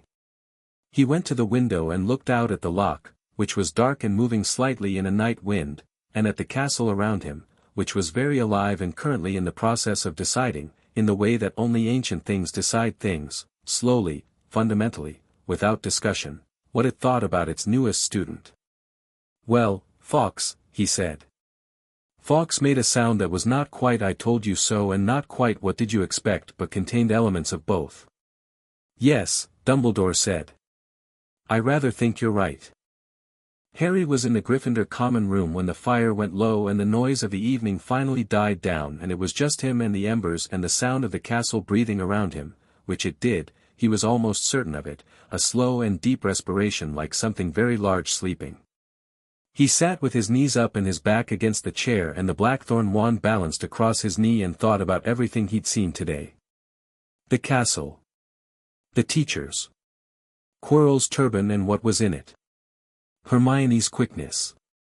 Ron's warmth. Malfoy's performance hiding its own fear. McGonagall's respect. Flitwick's delight. Dumbledore watching from the high table with the expression of someone playing chess with a piece that had learned to play back. He thought about Seraphine, who was in Vienna right now, in her study most likely, working through correspondence by the light of a lamp that had been converted from candle to gas to electric over its long life and which she'd kept because she liked the light. He thought about her voice saying "handle it as I've taught you," and about all the ways those words contained. He was not afraid. He wanted to be clear with himself about this. It wasn't bravado, wasn't performance, he'd been afraid in his life and he knew what it felt like, and this wasn't it. What he felt was the particular steadiness of someone who had been prepared, not just with knowledge and technique but with something more essential, an understanding of what he was and what he was for and what mattered and what didn't. The fire settled. The common room was warm. He picked up the blackthorn wand, turned it once between his fingers, and felt it warm in response, that mutual recognition, that conversation that Ollivander had recognized and named. He thought about Quirrell saying "the child," groan, and Voldemort behind it feeling something adjacent to caution. He thought about Dumbledore's plans, the elegant chess game, the piece that was supposed to be moved by a hand other than its own. He was going to be magnificent here, he decided. Not as a performance. Not as a message to anyone. Just as the honest expression of what 17 years of deliberate, extraordinary making had produced. He was going to learn everything this castle had to teach him. He was going to handle what needed handling. He was going to be, in every sense, what Seraphine had made him, and what his parents, in the brief lightning-bright arc of his first year of life, had started. The fire went out. The room was dark. Harry sat in the dark for a while, comfortable in it the way you're comfortable in something you've known your whole life, and then he went to bed, and above him the castle settled its ancient stones, and outside the stars were very clear over Scotland, sharp-edged and certain. Tomorrow, he thought, would be interesting. He was looking forward to it. Chapter 3, Old Det Snape's classroom was in the dungeons, which Harry thought was fitting, not in the Gothic, theatrical way that the location was probably intended to evoke, but because dungeons were fundamentally about containment, and Snape was a man who had built his entire professional identity around the careful management of what he let out and what he kept in. Harry had done his research on Severus Snape. Not the surface version, not the feared potions master, youngest Death Eater ever recruited, turned informant before the fall summary that most ministry records contained. The deeper version, which Seraphine had assembled over years with the thoroughness she applied to everything that existed within her domain of interest. She'd known Snape was teaching at Hogwarts since the early 80s. She had a file on him that was 3 inches thick and said, in its essential nature, a man of extraordinary ability who has structured his entire life around 2 enormous griefs and will not be moved from either of them. One grief was Lily Evans Potter. The other was the choices he'd made that contributed to her death. Harry understood grief. He'd grown up in a court where everyone old enough had buried everyone they'd loved, and he'd learned that grief in its unprocessed form was just love with nowhere to go, and that people who didn't process it eventually became the shape of it, hollowed out and filled with something harder that wore grief's face. He walked into the dungeon classroom at 8 in the morning, first to arrive, and sat in the middle of the front row, which was not where anyone sat in Snape's class, a fact established by the reaction of the Gryffindors who arrived behind him, the small flinch, the instinctive drift toward the back, and by the way Snape himself paused when he swept in from the side door and found a student occupying the front center seat like it was the only natural place to be. Snape stopped. He was a tall man, dark-robed, with the particular stillness of someone who had trained themselves out of unnecessary movement and into a kind of constant, coiled readiness. His face was, Harry absorbed this without the social obligation to pretend he hadn't noticed, a record of someone who had been young once and had stopped being young in a specific, identifiable way. He was somewhere in his 30s and looked older, not in years but in what the years had done. He looked at Harry. The black eyes did something that Harry had learned, from years around people who were very good at not showing things, to read as an involuntary reaction being swiftly and professionally suppressed. A flicker. Gone. Then, Potter. The way he said it was not like McGonagall had said it, or Flitwick, or even Dumbledore. It had weight to it that those didn't, something personal and heavy and old, and Harry heard all of it. Professor Snape, Harry said. Even, respectful. Not warm. Snape moved to the front of the class. The other students had settled, Gryffindors on one side, Slytherins on the other, because this was a joint class and the Slytherins had arrived quietly and arranged themselves with the practiced ease of people who knew this room and its rules. Harry had noted them, Malfoy in the middle of the Slytherin cluster, and Harry could feel him deciding whether this morning was going to be round 2 of their corridor conversation or something more managed. "You are here," Snape began, with the practiced cadence of someone who had opened this speech many times and still believed in it, to learn the subtle science and exact art of potion-making. He moved between the desks. "There will be no foolish wand-waving in this class.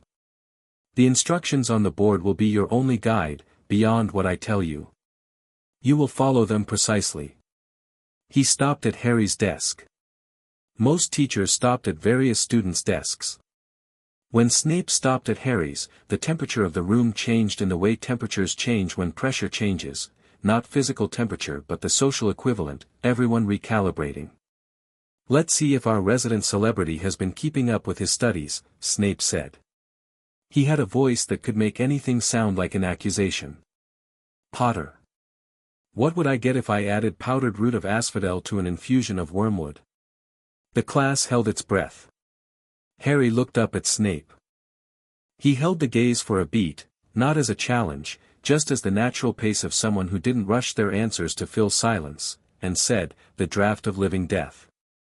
One of the most powerful soporific potions known. The recipe varies by tradition, the standard British method uses 13 clockwise stirs before the final ingredient, but the pre-standardization Venetian method achieves a more stable compound through alternating stir direction, which the ministry hasn't recognized because they stopped reading pre-Enlightenment texts sometime around 1830. The breath the class was holding came out in various controlled and uncontrolled ways. Snape's expression did not change. That was itself information. Where would I find a bezoar? Stomach of a goat. It counteracts most poisons.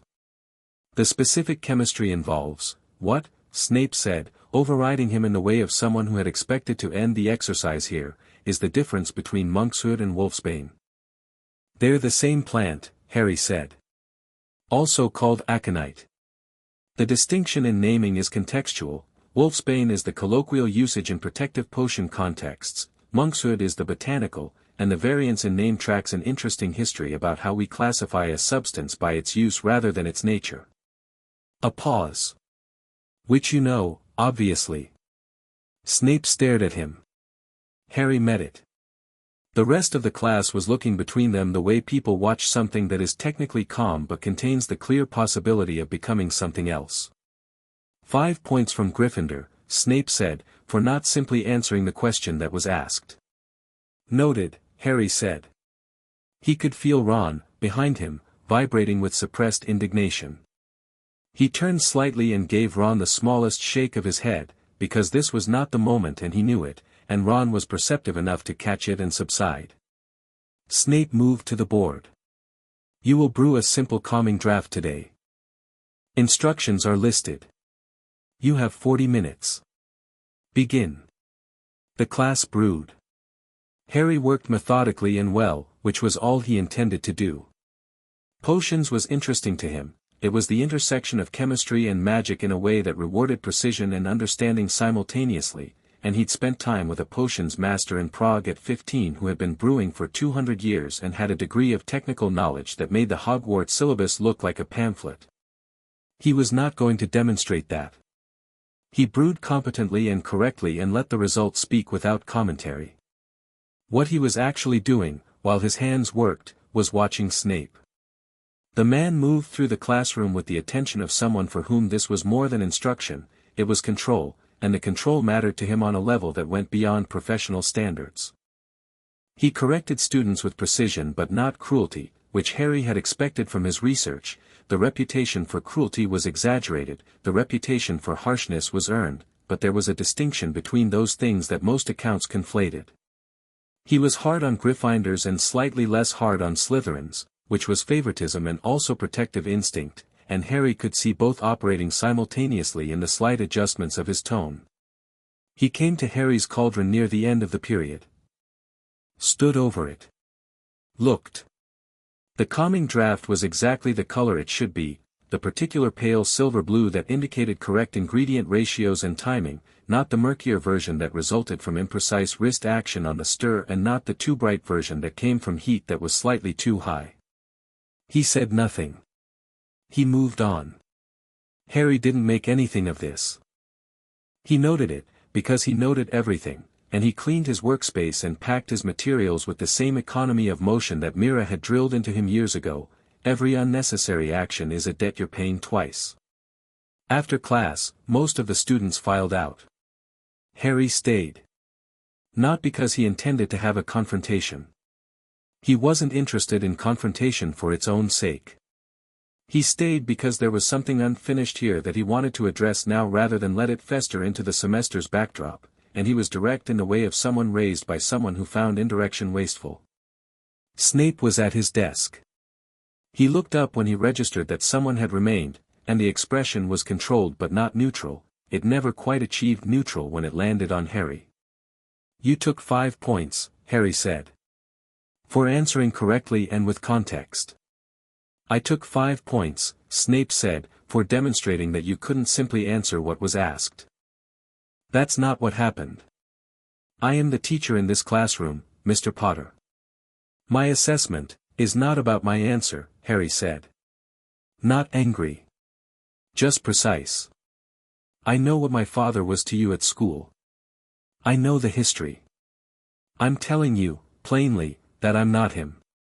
I'm not interested in performing his role in whatever dynamic you've been maintaining for the last 17 years. He picked up his bag. I'd prefer we start fresh. I think you're genuinely good at what you do, and I'd like to learn from you. But I won't pretend 5 points for a complete answer is about pedagogy. The room was very quiet. Snape's face had the quality of something undergoing compression, everything pushed inward, the surface perfectly still, the force of it visible only to someone who knew what stillness under pressure looked like. Harry did. You are, Snape said, very quietly, remarkably like your mother. It landed differently than Snape had probably intended. Harry didn't flinch, he absorbed it, turned it over, felt the shape of it. I'll take that, he said. Good morning, Professor. He walked out. In the dungeon behind him, Snape stood at his desk for a long moment, then sat down and looked at the middle distance with the expression of a man who had been carrying a particular stone for 17 years and had just been told, with complete calm, that he could set it down if he chose. He didn't know what to do with that. He wasn't sure he'd ever known. Herbology was outside, which was a relief after the dungeon air, and Professor Sprout was the kind of teacher whose affection for her subject was so genuine and so specific that it made the subject itself seem worth caring about. She knew every plant by something more than its classification, she knew each one the way you knew a person, its habits and preferences and the way it behaved under stress. Harry found her comfortable in the way of someone who reminded him of the groundskeepers at Vienna, who had maintained the palace gardens for generations and treated the living things there with the same respect they gave to the Empress herself. He was repotting a rather aggressive snapping cactus when Neville Longbottom's voice came from the next bench over. "It responds better if you talk to it," Neville said. He'd been watching Harry struggle with the cactus, which had opinions about being moved, for about 2 minutes before apparently deciding to intervene. Not about anything specific. Just presence. They know when you're paying attention. Harry looked at the cactus, which had been attempting to relocate 3 of its spines into his glove. "Go on then," he said. Neville leaned over and did something with his hands that was half gesture and half something else, something that Harry recognized as unconscious, unstructured magic expressing itself as what it actually was, pure intention, warmth, attention, and the cactus settled the way a cat settles when you've finally found the right spot behind its ears. "You're good at this," Harry said. Neville went slightly pink. He was a quiet, round-faced boy with the particular quality of someone who had been told for years that they were less than they were and had half believed it and was living in the remainder. Harry had been watching him since the sorting with the specific interest he gave to anything that didn't add up, because Neville didn't add up. His magic was strong, present, real, and he used it like someone apologizing for it, which meant someone had taught him to. "I'm rubbish at most things," Neville said. "But plants." "You're not rubbish at most things," Harry said. "You're nervous at most things. Those are different." Neville looked at him. It was the look of someone who has heard something and doesn't quite know what to do with it because it contradicts a story they've been telling themselves, and the contradiction is welcome but also slightly destabilizing. "My gran says, I don't know your gran," Harry said, "but I know the difference between nervousness and inability, and you're doing the former." This, he gestured at the cactus, now fully cooperative, and at Neville's hands, which had stopped the gesture but retained the intention. "This is extraordinary." Neville looked at his hands. Looked at the cactus. Said nothing for a moment. "Nobody's really said that before," he said, quietly. "Then they weren't paying attention," Harry said, and went back to his own pot. They worked in silence for a while, easy and companionable, and Sprout moved down the row and stopped when she saw Harry's cactus sitting cheerfully in its new home and then looked at Neville, who gave her a small nod that contained the whole story, and she smiled and moved on without making anything of it. The defense class happened again on Thursday. This time, Quirrell had prepared something, a practical lesson, which meant moving the desks back and working in the open center of the room with a creature that he'd brought in a box. A Cornish pixie, which was a reasonable choice for a practical introduction to low-level dark creature management. They were fast, they were chaotic, they were resistant to many basic spells, and they required the kind of quick, adaptive thinking that separated students who understood the theory from students who had actually internalized it. The class had 16 students. Quirrell had brought 1 pixie, which was fine. A reasonable ratio for a controlled introduction. Quirrell opened the box. 3 pixies emerged from a box that had contained 1 pixie, which was immediately clarifying about the nature of what was happening. They were electric blue, moving at speeds that made them difficult to track, and they hit the ceiling in the first 3 seconds and then hit the windows and then discovered the supply shelves, which they found extremely interesting. The class erupted. Not in a controlled way. In the way of 11-year-olds confronted with something small and fast and chaotic who had not yet learned that matching the chaos level of a chaotic creature was exactly wrong. Seamus tried a spell that was meant for a completely different creature category and set a textbook on fire. 2 Hufflepuff girls retreated to the back wall. Ron attempted to catch one by hand, which the pixie thought was a game, and the game involved Ron's sleeve. Harry stood in the middle of it. He watched the 3 pixies for about 10 seconds, their movement patterns, the logic of their behavior, what they actually wanted versus what they were doing about it. Pixies were not malicious. They were hyperactive and reactive and they fed on disruption because disruption was interesting and they were constitutionally incapable of finding anything boring that was moving. The way to manage them was not pursuit, which amplified the disruption, but structured stillness, which starved it. He reached into his bag and produced 3 small objects, what looked like crystallized something, amber bright, that he'd picked up from a supply store in Diagon Alley because Seraphine had told him to carry basic creature management materials because you never knew. He set one on each desk in an equilateral triangle around the room's center, spoke 3 quiet words in a language that was not English and not Latin and was, specifically, old enough that most modern magical practitioners didn't recognize it, and the crystallized objects began to emit a low, steady vibration that was below the threshold of human hearing but exactly in the frequency range that pixies found irresistible and calming simultaneously. The 3 pixies stopped. Looked around. Moved, together, toward the center of the triangle, where they settled on a desk with the slightly glassy, contented expression of creatures that had just found the exact environment they needed. The room was quiet. 17 students and 1 professor looked at the 3 pixies sitting contentedly in the middle of the room and then at Harry. Harry looked at Quirrell. "You'll want to put them back before the frequency dissipates," he said. "About 3 minutes." Quirrell's hands were trembling. "Not from the pixies." What was that?" "Pixie resonance compound," Harry said. "Standard creature management material. It's not in the British curriculum, but practitioners in Eastern Europe use it as a first-year supply item. That incantation, Old Dacian. Pre-Roman magical tradition. It's not a spell, it's closer to a frequency adjustment." He looked at the pixies, who were making small, happy sounds. 2 minutes 40 seconds. Quirrell came to his senses and got the box and, with slightly unsteady hands, returned the pixies to it. The class watched. Hermione had her notebook out and was writing so fast her hand was a blur.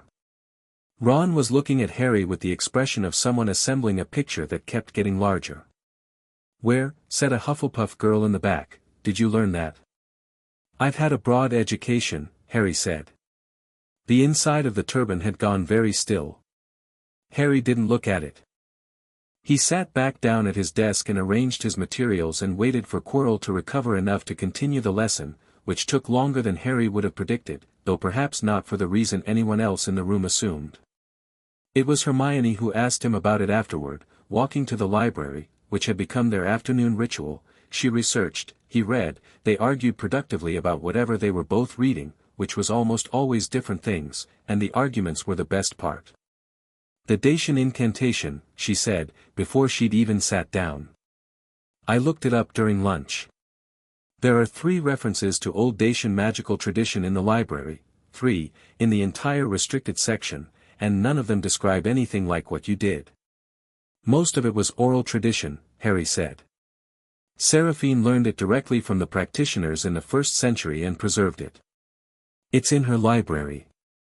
"Can I?" Hermione stopped herself. Started again. Would she ever lend books? To someone who would be extremely careful and return them in perfect condition and probably write detailed annotations that would increase their academic value? Harry looked at her. "I'll ask." She sat down with the look of someone trying not to appear too pleased about something and doing a mediocre job of it. The pixie management technique. It's a completely different paradigm than what the British curriculum uses. The British curriculum treats creatures as problems to be overcome, Harry said. Most of the older traditions treat them as environments to be understood. The solution sets are completely different. She frowned. That's actually a foundational philosophical difference. Like the difference between suppression and integration in psychology, Harry said. Yes. She pointed her quill at him. You've thought about this. I've thought about most things, he said, with enough self-awareness that it wasn't arrogance, just truth. I had a lot of time. She opened her book. He opened his. The library moved around them with its particular quiet, the kind of quiet that was not the absence of sound but the presence of concentration, which was a different thing. Harry, she said, without looking up. Quirrell. In class. A pause, the kind she used when she was deciding whether to say the next thing. Something was wrong with him. Not the pixie situation. Something else.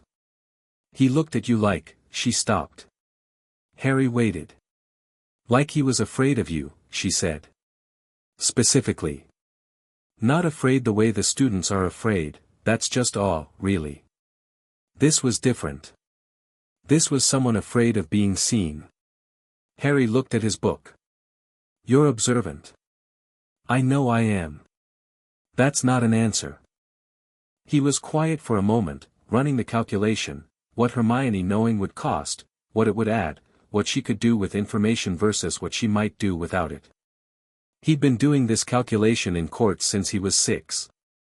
The answer with Hermione was consistently the same, she was safer knowing, because she was less likely to stumble into something blind. There's something wrong with Quirrell, he said. Something I'm dealing with. Dealing with, she repeated carefully. You've been here 4 days. The situation existed before I arrived, Harry said. I'm just accounting for it now. She looked at him over her book. He looked back. The library breathed around them. Okay, she said. What do you need? He blinked. It was the closest thing to surprise she'd produced from him. You're dealing with something that clearly concerns the school's safety, she said, with the tone of someone working through logic rather than reacting from feeling, and you've been doing it alone because you haven't been here long enough to know who to trust, and I'm telling you I'm trustworthy, so. What do you need? Research, he said, after a moment. The Philosopher's Stone. Everything you can find about it without triggering the restricted section flags. Nicholas Flamel. The history of its construction and specifically any documentation of what a partial soul fragment might want with it. Hermione's expression went through several stages very quickly. Philosopher's Stone, she said. As in, Flamel's stone. As in the object of legend that produces the elixir of, she stopped. Started again. It's here. Isn't it? That's what's in the 3rd floor corridor. Yes. And Quirrell, yes. She was quiet for exactly 4 seconds. Then she opened a fresh page in her notebook and wrote Flamel, Nicholas, primary sources at the top and began a research list that was, Harry noted, already more organized and comprehensive than anything he'd assembled on his own. He went back to his book. Thank you, he said. Don't thank me yet, she said. We don't know how bad it is. I do, Harry said. But I'm not worried. Of course you're not, she said, and it came out exasperated and fond at the same time, which he was beginning to recognize as her natural register when dealing with him. The Owl came Friday evening. Harry was in the common room, working through a transfiguration theory essay with the background noise of Gryffindor Tower doing what it always did at the end of the week, gradually becoming louder and less linear as the release from the structure of classes accumulated into something resembling controlled chaos. Fred and George Weasley had introduced a product that produced colored smoke whenever you said a specific word, and they were testing it by having conversations full of that word near increasingly prominent members of the student body, and the resulting sequence of purple explosions was generating enormous entertainment. Knox came through the common room window, which she opened herself, because Knox's relationship with architecture was entirely optional, landed on the back of Harry's chair, and dropped a letter that smelled of the Empress's particular combination of old paper and cold stone and something that was not quite perfume and not quite power but occupied the same register. He read it once, folded it, put it in his pocket. Is that from her? Hermione asked, from beside him. She was ostensibly working on the same transfiguration essay. She was also watching Harry the way she watched everything, comprehensively, without being obvious about it. Yes. He looked at Knox, who had arranged herself on the chair back with the air of something that had been traveling for hours and intended to be stationary for a significant period. She's writing to Dumbledore. About what? About the Ministry. They've made contact. Harry smoothed the folded letter with his thumb, thinking. They want to meet me. Officially. Assess my. He paused on the Ministry's phrasing, which had been relayed in Seraphine's letter with the particular dryness she applied to other people's absurdity, magical and psychological stability after an extended period in non-human custody. Hermione put her quill down. That's exactly what it sounds like, Harry said. Extended period in non-human, she pressed her mouth together. You were raised by someone who loves you. The phrasing implies that the Empress is a custodial situation rather than a family, Harry said. Yes. The Ministry has a framework for non-human political entities and it doesn't include the category of parent. What are you going to do? Harry looked at the fire. Knox made a small sound that was affection, in the way of a very old and very unsentimental bird. Meet them, he said. When they come. Hermione frowned. You're not, she seemed to be searching for a word. You're not concerned about the Ministry? Harry looked at her. No. She looked at him for a moment. Okay, she said, and picked her quill back up, and there was something in the way she said it, not dismissal, not naivety, but the specific acceptance of someone who had assessed the situation and concluded that Harry's confidence was data rather than bravado. The purple smoke went off again across the room. Someone yelled. One of the twins said something that was immediately, inexplicably funnier in its aftermath than in itself. The fire crackled. Knox settled. Harry went back to his essay. Saturday brought Quidditch tryouts, which Harry didn't attend, and an unexpected encounter in the library that did more damage to Draco Malfoy's social architecture than anything Harry could have engineered deliberately. He was in the library because he was almost always in the library on weekends, and because Hermione had assembled a research package on Flamel that was thorough enough to require a second location visit to cross-reference some of the older texts. He was in the back stacks, the older section, pre-ministry standardization, where the organization system was more archaeological than alphabetical, when he heard voices in the adjacent aisle.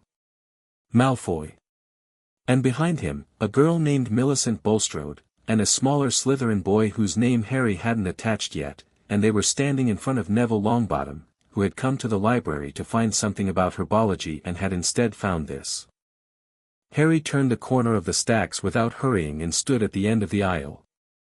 Malfoy was saying something. His voice had the particular quality of someone demonstrating their standing to an audience of their own choosing, pitched at just the volume of someone who wasn't worried about being overheard because they'd assessed the environment as safe. Harry caught the end of it. Honestly, how Longbottom ended up in Gryffindor when he can barely manage a simple, Malfoy, Harry said. The aisle went very still. Malfoy turned. Processed Harry's presence. The calculation behind his eyes ran very fast and arrived somewhere that tried to look like composure. Potter, he said. This doesn't concern you. Neville's my housemate, Harry said. Which makes it adjacent to my concern, at minimum.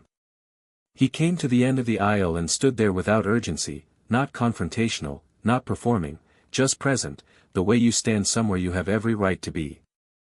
What are you discussing? Nothing that requires, Malfoy. He said it the way Seraphine said things when she'd already decided the conversation was going to go a specific direction and was giving the other party the opportunity to catch up.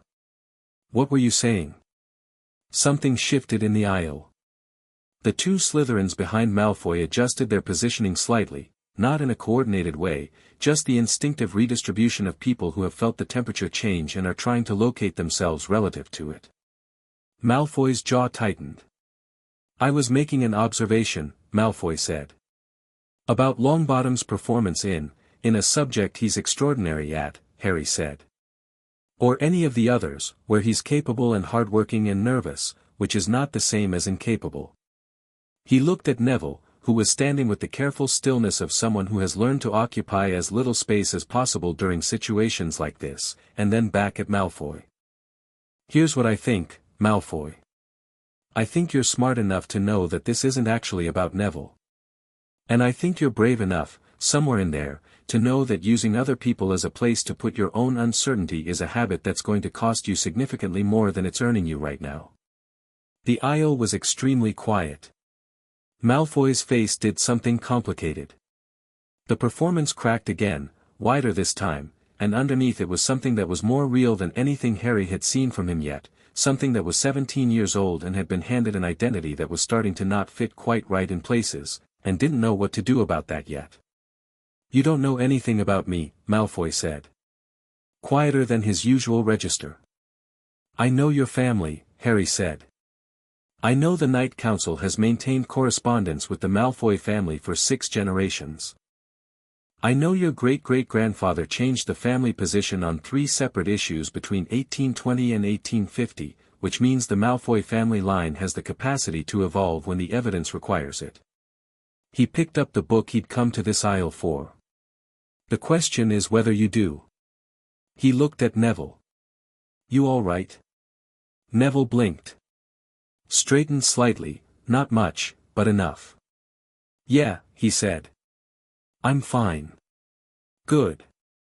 Harry walked past all of them, book under his arm, unhurried. Behind him, he heard nothing from Malfoy for a long moment. Then the sound of someone leaving, and the smaller sounds of the Slytherin constellation redistributing without its center.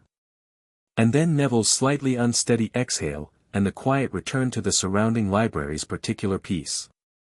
Late Saturday night, when the common room was finally empty and the castle was doing its slow, breathing dark, Harry went to the 3rd-floor corridor. Not because he intended to do anything about the stone tonight. Because he wanted to understand the geography of it, the wards, the protections, the specific texture of what was guarding it and how it was laid. Seraphine had taught him that you never acted on a location you hadn't physically read, because the physical reality of a place contained information that no description could fully convey. The corridor was quiet. The locked door at the end of it pulsed slightly with the particular quality of active warding.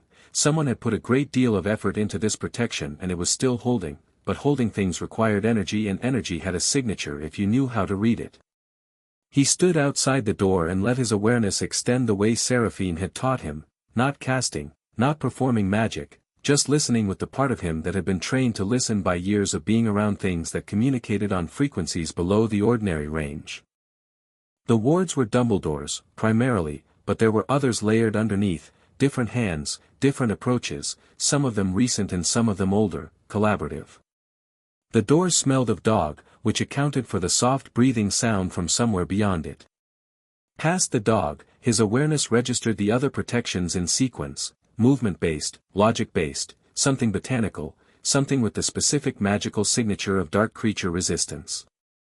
And beneath all of it, at the bottom of the layering, the stone itself, small and dense and radiating the particular warmth of something that had been sustained for a very long time by something that did not want to stop. He stayed there for 7 minutes. When he turned to leave, he found Dumbledore standing at the end of the corridor.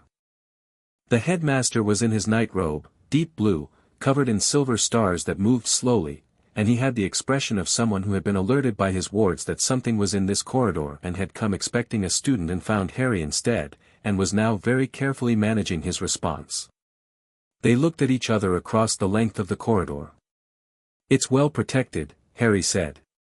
"The layering is sophisticated. The fluffy solution is smart, most protection paradigms underuse biology." "What are you doing here, Harry?" Dumbledore asked. His voice was gentle. He was, Harry noted, one of the few people Harry had met who could be gentle without it being condescending. "Reconnoitering," Harry said. "The stone is safe." "Currently," Harry said. "I've identified the threat to it. I'm deciding how to address it." He watched Dumbledore's expression. "You know about Quirrell?" "I have suspicions," Dumbledore said carefully. "You have certainties," Harry said.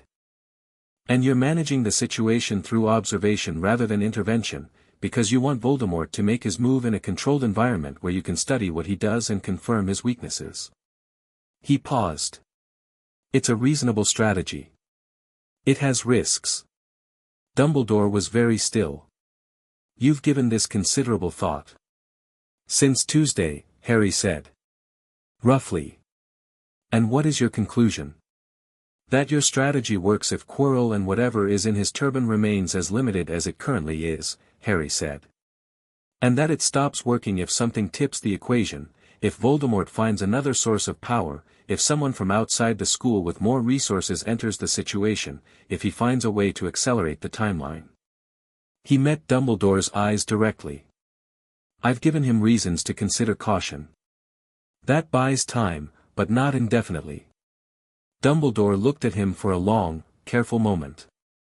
In that moment Harry saw what Seraphine had described, the man behind the persona, the chess player behind the reassuring grandfather, the brilliant and complicated and genuinely well-intentioned person who had made choices that had costs he was still counting. He was not a villain.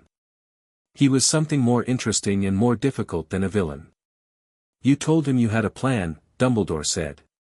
In the classroom. My portraits told me. Yes. Do you? Yes, Harry said. Will you tell me what it is? Harry considered this. Not entirely, he said. But I'll tell you this, I'm not going to let Voldemort have the stone. And I'm not going to let anyone get hurt in this school because of something that involves me. He picked up his bag. Beyond that, the specifics are mine. Dumbledore was quiet. Then, you know, I had planned, I know what you planned, Harry said, not unkindly. Seraphine told me the broad shape of it. The prophecy, the chess game, the version of me that was supposed to come here at 11 not knowing anything. He stopped. I understand why. I even understand the logic. But that's not who I am, and those plans don't apply anymore. He looked at the old man at the end of the corridor. I'm not a piece, Professor. I'm not the hero of a story you're telling. I'm a person who is going to handle something that needs handling, and then decide what I want my life to look like. Dumbledore said nothing for a long moment. Then, quietly, your mother would have said something very similar. So I've been told, Harry said. He walked past Dumbledore, who stepped aside without making it a concession, and down the corridor and back toward Gryffindor Tower, and Dumbledore stood alone by the third-floor door and looked at nothing for a long time, and the castle moved around him in its old dark, thinking whatever ancient castles think when the pieces on the board stop being pieces. Sunday morning, Harry wrote to Seraphine. The stone is intact. The shade is aware of me. Quirrell is more compromised than the headmaster has acknowledged publicly. I've begun building the picture. The school is interesting. Hermione Granger is exceptional, you'd like her. Ron Weasley is good. Neville Longbottom is the kind of person whose real abilities have been suppressed by the people around him and is on the edge of discovering what he can actually do. Draco Malfoy is a problem that hasn't decided yet whether it wants to be solved. I've thought about what you said. About Dumbledore's chess game. I think the most important thing is that I play my own game. Not against him. Just, my own. Hogwarts is, he stopped. Thought about how to say it. Hogwarts is what I expected and not what I expected simultaneously, which I suspect is the truest description of any new place. The castle knows me. I think I might know it back. Tell Edvard I found the fourth-floor tapestry he argued with you about. He was right, it's clearly a historical event, not a hunting party. The stag in the center panel is positively heraldic. Tell Mira I haven't needed the sword work yet but I'm keeping my hand in. I'll write when something moves. He tied it to Nox's leg. She accepted this with the dignity of something that understood the weight of what it carried and then launched herself from the window into the cold Scottish morning and was gone in a matter of seconds, a dark shape against the grey sky, carrying his words south and east toward everything he'd been made of. He watched her until she was gone. Then he turned back to the day. There was work to do. Chapter 4, The Empress writes. The ministry officials arrived on a Wednesday. Harry knew they were coming before they appeared because the castle told him, not in words, not in anything he could have explained to someone who hadn't grown up feeling the way old buildings communicated, but in the slight shift in the entrance hall's atmosphere. The way the wards registered unfamiliar magic pressing at the boundaries with the particular insistence of people who were used to being admitted places and found the concept of resistance personally offensive. He was in charms when it happened. Flitwick was walking them through the theory of directional casting, how intent shaped trajectory, how the same spell could be aimed in 12 different ways and produce 12 meaningfully different outcomes, and Harry was genuinely engaged, because this was the kind of foundational architecture he found absorbing, the conversation between intention and result. He tracked the approach of the ministry delegation with the part of his awareness that monitored periphery and let Flitwick continue, because interrupting a good lesson for bad bureaucracy was not something he was willing to do. The knock on the classroom door came 20 minutes in. A house elf delivered a note to Flitwick, who read it, looked at Harry with an expression that was professionally neutral and personally something more complicated, and said, "Mr. Potter. You're needed in the headmaster's office." Harry gathered his materials without rushing. Hermione caught his eye from across the room. She'd known this was coming, they'd discussed it twice, and her expression said, "I've finished the flannel research, come find me after." Ron looked between them with the expression of someone who understood that something significant was occurring and had decided that asking about it now would be less useful than asking about it later. Harry walked out. There were 3 of them in Dumbledore's office. A woman in the front who had the bearing of someone senior enough to have stopped performing seniority. She carried it in the stillness of how she held herself, the economy of her attention when he came through the door. She was in her 50s, dark-skinned, with reading glasses she didn't need for magic but used as a social instrument, perching or removing them at moments when she wanted to control the pace of something. Her name, Harry knew from Seraphine's files, was Amelia Bones. Head of the Department of Magical Law Enforcement. Serious, genuinely capable, the best of what the ministry produced. Behind her, 2 younger officials with the unmistakable quality of people who were here to observe and report rather than to act. Both of them looked at Harry when he came in with the specific expression of people who had been told something and are in the process of discovering that what they were told did not constitute preparation. Dumbledore was at his desk. Fawkes was on his perch. The portraits were all awake and watching, which they always were but usually pretended not to be. "Harry," Dumbledore said. "Thank you for coming." "I believe you know why, Amelia Bones," Harry said. "Department of Magical Law Enforcement." "Good morning." Bones looked at him steadily. "Mr. Potter." "Yes." She had a voice that was designed for rooms like this, clear, unhurried, carrying its own authority without raising itself. "I'm glad you're well." "Thank you," Harry said. He sat down in the chair across from Dumbledore's desk without being invited to, which was deliberate, and crossed one ankle over his knee in the way Seraphine crossed hers when she was comfortable, not aggressive, just settled. "We have some questions," Bones said. "I imagined you might," Harry said. "Go ahead." She did something with the reading glasses, a small adjustment that meant she was moving into a more official register. "You've been in the care of Seraphine Valdris for 17 years. "I've been raised by Seraphine Valdris for 17 years, Harry said. "There's a distinction." "Of course." If the correction landed, she absorbed it without reacting. "During that time, you had no contact with the wizarding world." "I had considerable contact with the wizarding world. I just didn't have contact with British wizarding institutions specifically." One of the junior officials made a note. Bones continued. "Mr. Potter, the ministry has a responsibility to assess my magical and psychological stability after an extended period in non-human custody," Harry said, quoting the phrasing from Seraphine's letter back with enough precision that Bones's expression did something brief and involuntary. "That's the official language. I read it in the Empress's correspondence." A moment. "Then, that is the formal categorization, yes." "It's also," Harry said, "inaccurate, patronizing, and reflects a framework for non-human political entities that is about 40 years out of date." He was not hostile. He was simply stating facts, the way you state facts when they are simply facts. The Knight Council is not a custodial environment. It is a sovereign political structure with diplomatic recognition from 14 international magical governing bodies, including the ICW, which the British Ministry is a member of. Seraphine Valdris is not a non-human entity in the framework you're using. She holds the rank of Empress in a structure with more operational sophistication than the Ministry of Magic has demonstrated in recent memory. She is, in the sense that matters, my parent. The junior officials had both stopped writing. Bones had her glasses in her hand.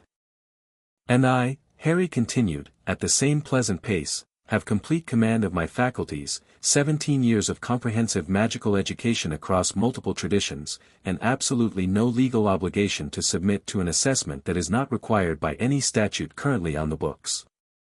He looked at her. However, I'm not uncooperative.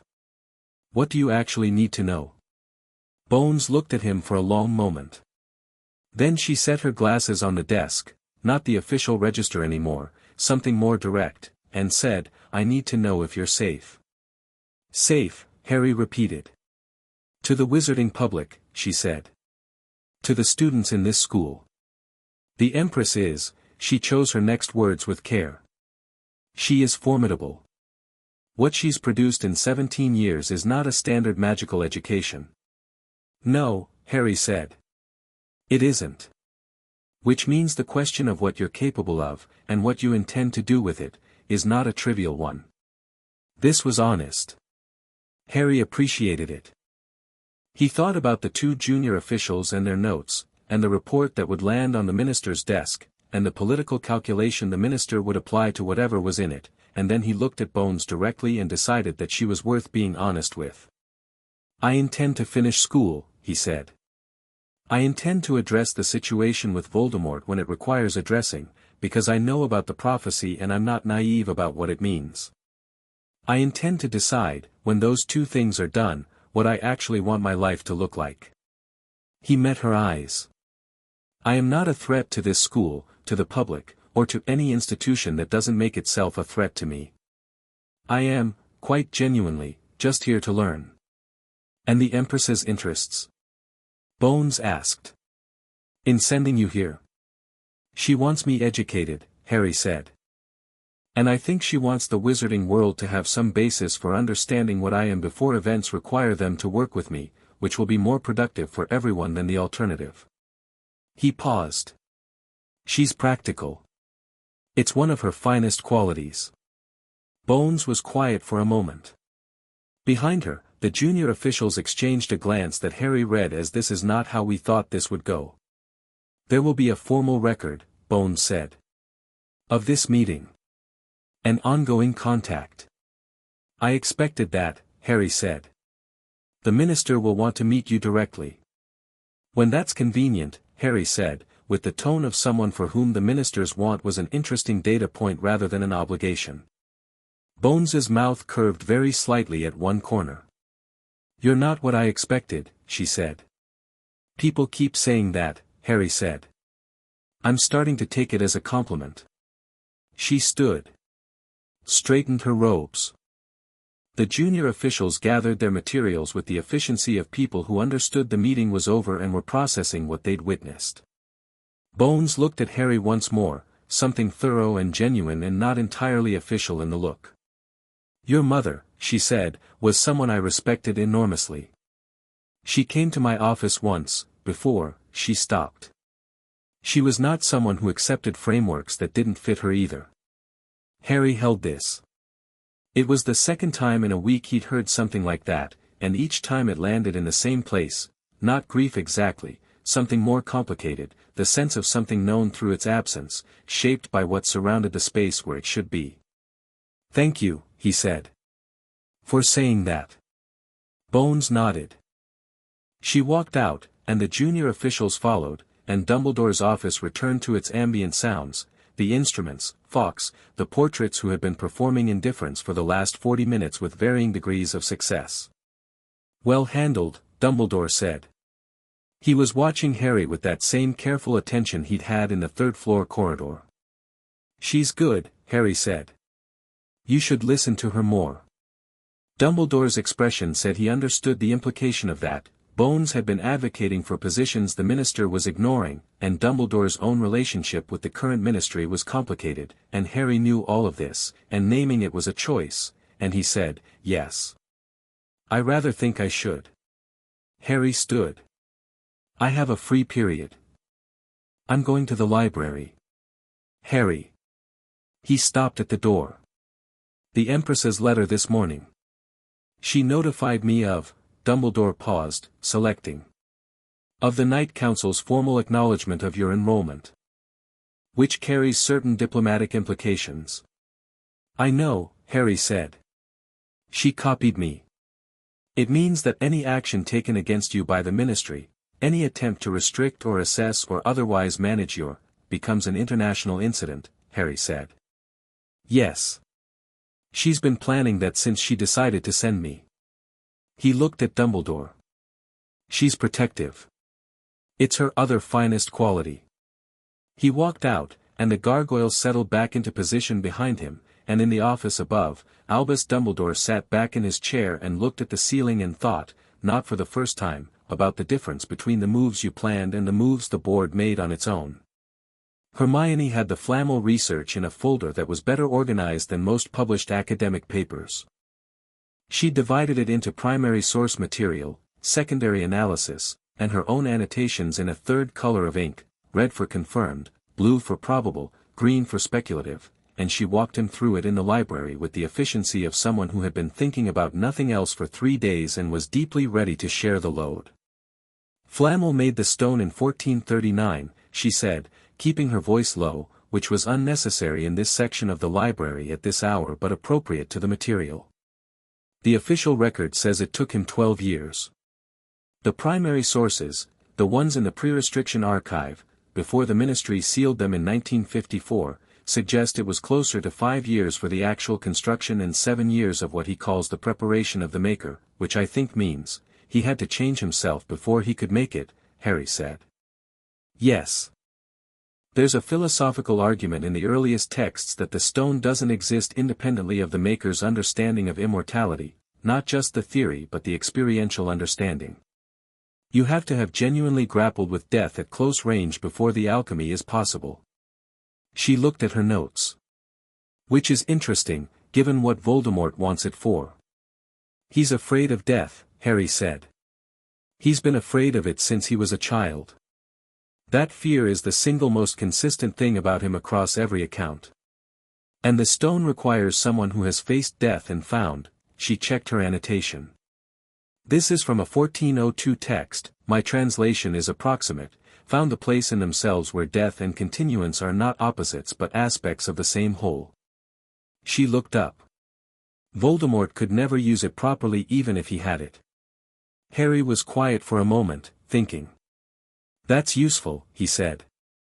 Not for the immediate problem. The immediate problem is Quirrell using it to give Voldemort a body, which doesn't require philosophical compatibility, but useful for the longer view. The longer view, she repeated. When you face him directly. When, he agreed, without inflection. She watched him. You're not afraid of that. No. She seemed to consider whether to pursue this. She was getting better at reading when to push and when to accept, which was fast. She'd been doing it for maybe 10 days now. Harry. The prophecy. The one that says I'm the one who has to deal with him, Harry said. Yes. I've known about it since I was 10. Seraphine told me. How did that feel? Finding out. He thought about this honestly, which was the only way he thought about things. Like confirmation, he said. Of something I'd already been moving toward without knowing the name of it. He met her eyes. I don't find it frightening.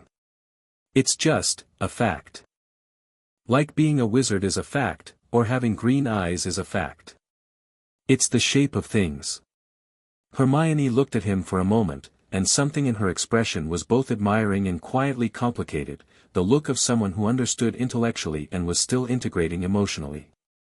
I think, she said carefully, that's either the healthiest possible relationship with destiny or a very elegant coping mechanism, and I'm not sure I can tell the difference from the outside. Probably both, Harry said. Most healthy things are. She almost smiled. Went back to her notes. The protections on the stone, Dumbledore's layers. I've identified 5. I think there are more. 7, Harry said. I counted them Saturday night. She looked up. You went to the corridor. I needed to understand the physical environment. You went alone, at night, to the corridor where a fragment of Voldemort is attempting to retrieve an immortality artifact, and you went alone. I wasn't in any danger, Harry said. That's not the, she stopped. Pressed her lips together. Started again. If you go again, tell me first. Not because I think you need backup. Because, she seemed to find the words with some effort. Because I'd like to know where you are when you do things like that. Something about this landed differently than argument would have. Harry looked at her, the sincerity of it, the way it was about care rather than concern, the distinction between someone doubting your capability and someone simply wanting to know where you are, and said, all right. Good, she said briskly, and went back to her notes, and the moment closed behind itself the way good moments do, seamlessly. Ron found them as they were leaving the library. He was slightly out of breath, which usually meant something interesting had happened in a physical location, Quidditch, the grounds, the corridors between classes that had a specific ecosystem of minor events. He fell into step beside them with the ease of someone who had decided their place in a dynamic and felt no need to negotiate it. Malfoy, he said. What about him? Harry asked. He's been different this week, Ron said. Since whatever happened in the library, Neville told me, by the way, I think you might have accidentally made Neville feel things he's never felt before about himself. He went back to the common room and read for 3 hours straight. He blinked, refocusing. Malfoy. He's been quiet. Not normal Malfoy quiet, which is just positioning, actually quiet. Like someone who's thinking. That's concerning. Hermione asked. It's unusual, Ron said. And in my experience, unusual Malfoy is a variable. Could go either way. He looked at Harry. Did you actually quote Knight Council diplomatic history at him? I cited relevant precedent, Harry said. Right. Ron absorbed this. He told Crabbe and Goyle something afterward, and now Crabbe and Goyle also look like people who are being forced to think, which is a look they're not built for. He paused. The Slytherin common room apparently had a 2-hour debate last night. My source, he glanced at Hermione. Percy will kill me, but Fred has contacts. Apparently several Slytherins are arguing about what the Knight Council's involvement means for the pureblood political structure. Harry was quiet, walking, thinking. That's useful, he said. Not something I specifically intended, but useful. Did you intend any of it? The Malfoy conversation? I intended to say what was true and let him do what he wanted with it. I can't engineer his conclusions, and I wouldn't want to. He glanced at Ron. People have to find their own edges. You sound like my mother, Ron said. She says things like that. Usually when Fred and George have done something irreversible. He shook his head. Anyway. The point is that Malfoy is in a state, and his father is coming to visit this weekend. Harry stopped walking. Lucius Malfoy. Coming to see Draco, Ron confirmed. And probably to assess the school situation since you arrived. The ministry's been buzzing, Dad says, and Lucius Malfoy is the kind of person who doesn't like to be uninformed. Harry stood in the corridor and thought about Lucius Malfoy, a man who had been shaping British wizarding politics for 15 years through money and connection and a particular talent for being essential to whatever power structure was currently operating while never being fully committed to any of them. A survivor. Intelligent in the way that was more strategic than intellectual. Currently positioned in a careful middle ground, respectably distant from Death Eater associations on record, actually invested in Voldemort's return in fact. When this weekend? Harry asked. Saturday afternoon, Ron said. He's meeting with Dumbledore too, apparently. Routine governor business. The way he said routine contained editorial comment. Harry thought about the stone in the third-floor corridor. He thought about Quirrell, who was managing an increasing level of strain, visible in class now, the stutter more pronounced, the headaches that made him grip the edge of his desk during long explanations. He thought about Voldemort in the turban, growing impatient in the specific way of something that had been waiting for a very long time and had run out of whatever passed for patience in a being that was mostly will and dark intent. He thought about Lucius Malfoy in this school on Saturday, walking its corridors with Dumbledore, and the specific set of information that Malfoy would pass on to Voldemort's awareness through whatever channels they maintained.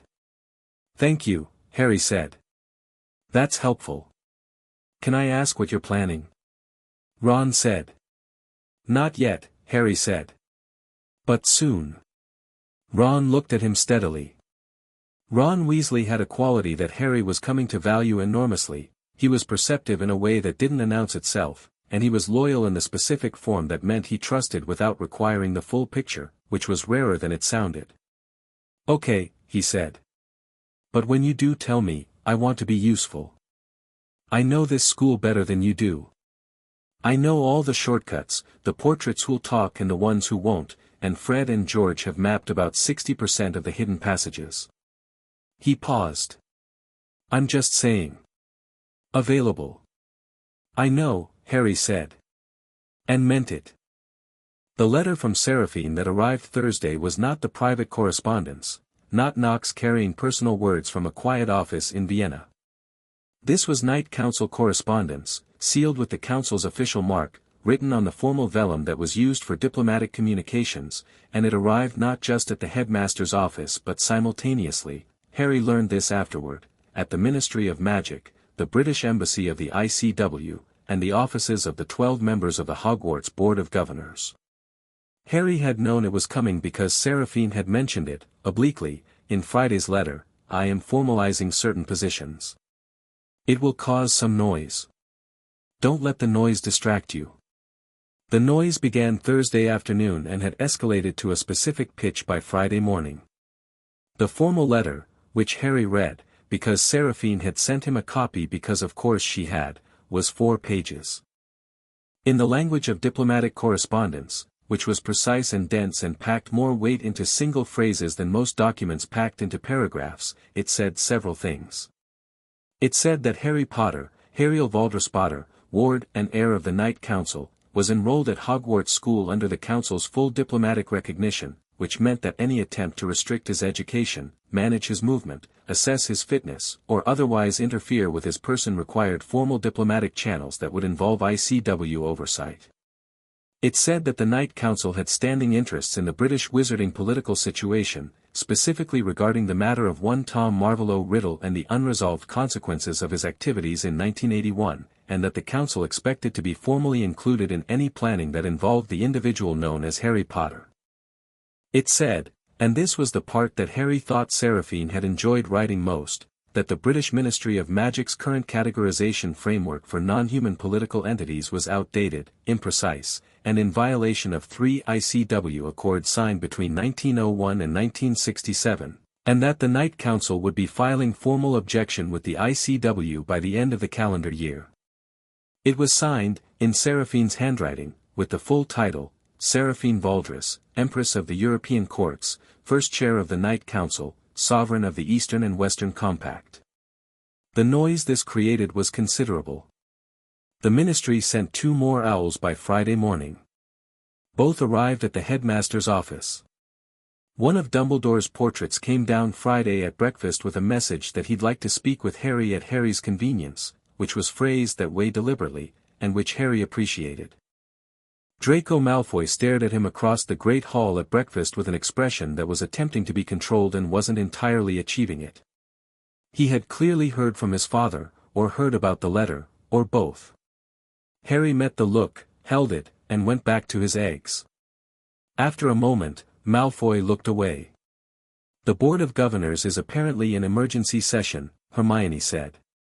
She had 3 newspapers in front of her, the Daily Prophet, which had gotten hold of a summary version of the letter within 12 hours, something called the Sorcerer's Clarion which was smaller and more internationally focused, and the ICW Observer, which she'd old for specifically. "They're calling it an unprecedented intervention in British wizarding affairs." "It's not unprecedented," Harry said. The Knight Council intervened formally in 1763, in the matter of the Werewolf Registration Acts, and again in 1891 over the International Portkey Agreements. "I know, I found those," Hermione said. "I've been researching Knight Council diplomatic history since Wednesday." She looked up. "She's very good at this. The Empress. The framing is impeccable, Every claim is specifically grounded in existing accords, so the ministry can't object on legal grounds without effectively objecting to treaties they've already signed. She's been doing this for 9 centuries, Harry said. She's had time to refine the approach. She did this for you, Hermione said. Not a question. She did it because it needed doing and because it protects me, yes, Harry said. She'd distinguish between those as separate motivations. I don't think they're separate. Hermione looked at him with the expression she sometimes had when something landed personally rather than academically, when the human content of a situation moved through her past the intellectual and into somewhere she didn't always lead with. She loves you, she said. Yes, Harry said. Straightforward, certain, without any of the complicated hedging that most people applied to the question of whether non-human entities experienced love. He'd been loved by someone who was technically a member of the undead for 17 years. The technicality had always seemed beside the point. Hermione nodded, absorbed it, moved on. The prophet is calling you the Night Council's political instrument, she said. In about 14 different ways. Of course they are, Harry said. Simpler than the truth. What's the truth? That I'm her son who is also, separately, someone with a prophecy and a specific problem to solve, and those two things overlap without either one defining the other. He looked at the Daily Prophet's front page, which had a photograph of himself that had been taken somewhere in Diagon Alley without his knowledge, blurry, mid-movement, not the image they'd wanted, and underneath it the headline Potter Alive, the Vampire Empress's secret weapon. He set it face down. The story they want is more useful to them than the true one. What do we do about it? Nothing, Harry said. The story changes when it has better material to work with. That'll happen when it happens. Ron appeared from down the table with toast in one hand and an expression of someone who had been eavesdropping on 4 separate Gryffindor conversations simultaneously and was bringing the collected intelligence. Dean and Seamus have a bet going, he said, about whether you're actually a spy for the vampire courts, and the odds are 2 to 1 in favor because Dean says no spy would announce their allegiance that conspicuously and Seamus says that's exactly what a good spy would do. Tell Dean he wins, Harry said. Ron pointed at him. I knew it. I'm not a spy, Harry said. You're something, Ron said, sitting down. And I mean that as a compliment. Lucius Malfoy arrived Saturday at 2 in the afternoon. Harry saw him from the first-floor window, crossing the grounds from the gate with the measured stride of a man who was performing a routine visit and was also assessing every inch of territory he moved through. He was tall, silver blonde, in robes that announced their cost without stating it, the particular calibration of someone who understood that obvious wealth was a blunt instrument and preferred the kind that required the observer to already know what they were looking at. He carried a silver-topped cane with the ease of something decorative that was also functional in ways you wouldn't necessarily predict. Harry watched him from the window for about 30 seconds and then went to find Draco Malfoy. He found him in the second-floor corridor, alone, which was unusual for Malfoy, who generally maintained his social architecture, looking out a window with the expression of someone who had been doing a great deal of the thinking Ron had noted earlier and had not entirely arrived anywhere comfortable. He heard Harry coming. Turned. Potter, he said. And then, because whatever the last week had done to Draco Malfoy, it had apparently moved something in the direction of directness. What do you want? To talk to you before your father gets here, Harry said. Straight. Malfoy's jaw tightened. My relationship with my father is complicated, Harry said. I know. Everything about him is complicated. I'm not here to make it worse. He leaned against the wall across from Malfoy. Your father is going to meet with Dumbledore, assess the school situation, and probably try to get a read on me through you. I want you to know, before that happens, that whatever you tell him is your choice. I'm not asking you to hide anything. Malfoy stared at him. Why are you telling me this? Because I'd rather you make the choice with full information than make it because you didn't know you had one. A long pause. Malfoy was doing something complicated internally, Harry could see the surface of it, the way the performance kept wanting to reassemble itself and kept finding that the material it was working with had shifted. "You don't trust me," Malfoy said. "There's no reason to trust me." "I don't distrust you," Harry said.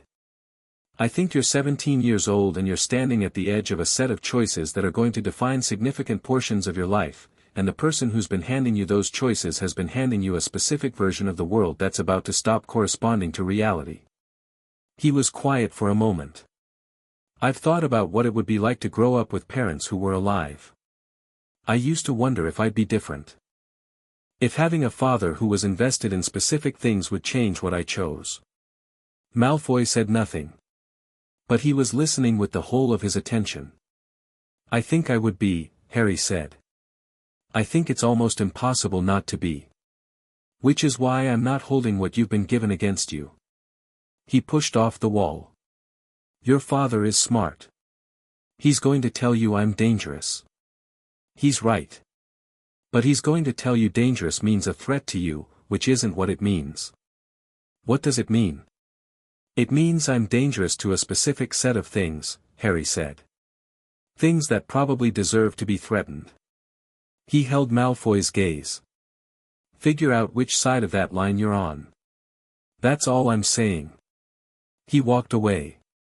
Behind him, Malfoy stood in the corridor for a long time without moving. Down in the grounds, his father was crossing the last 100 yards to the entrance hall, cane tapping, assessment in full operation. In the castle between them, Draco Malfoy stood at the edge of something that was not quite a decision yet but was getting close to one, the way you feel a word on the tip of your tongue before it arrives. The meeting between Lucius Malfoy and Harry happened by apparent accident in the entrance hall. Lucius was coming out of Dumbledore's office visit, and Harry was coming back from the grounds where he'd spent an hour running sword forms in the cold because Mira had made it a daily requirement and he'd kept the habit, and they met at the foot of the main staircase with the inevitability of two specific gravitational fields occupying the same space. Lucius Malfoy looked at Harry with eyes that were pale and precise and doing several things simultaneously, assessing, calculating, choosing. He was, Harry noted, considerably better at the surface management than his son. You couldn't see through it the way you could see through Draco's. You had to read underneath it, and what was underneath was a man who was genuinely intelligent and genuinely committed to a specific vision of the world, and who was feeling, in this moment, something he hadn't felt in a while. Uncertainty. "Harry Potter," Lucius said. His voice was smooth and careful and carried the slight quality of something being kept on a leash. "You're very much your father's image." "So I've been told," Harry said. "Though I hear I'm also very much my mother's, which is more useful." Something moved behind Lucius's eyes. He was smart enough to know that both edges of that sentence were intentional. "The Empress's letter has caused quite a stir," he said. "In certain circles." "I heard," Harry said. "Some find it concerning," Lucius said, "that Britain's most famous wizard child has been raised outside British wizarding culture by a non-human political structure with its own distinct agenda. The Empress's agenda is stated very clearly in her diplomatic correspondence," Harry said. "It always has been.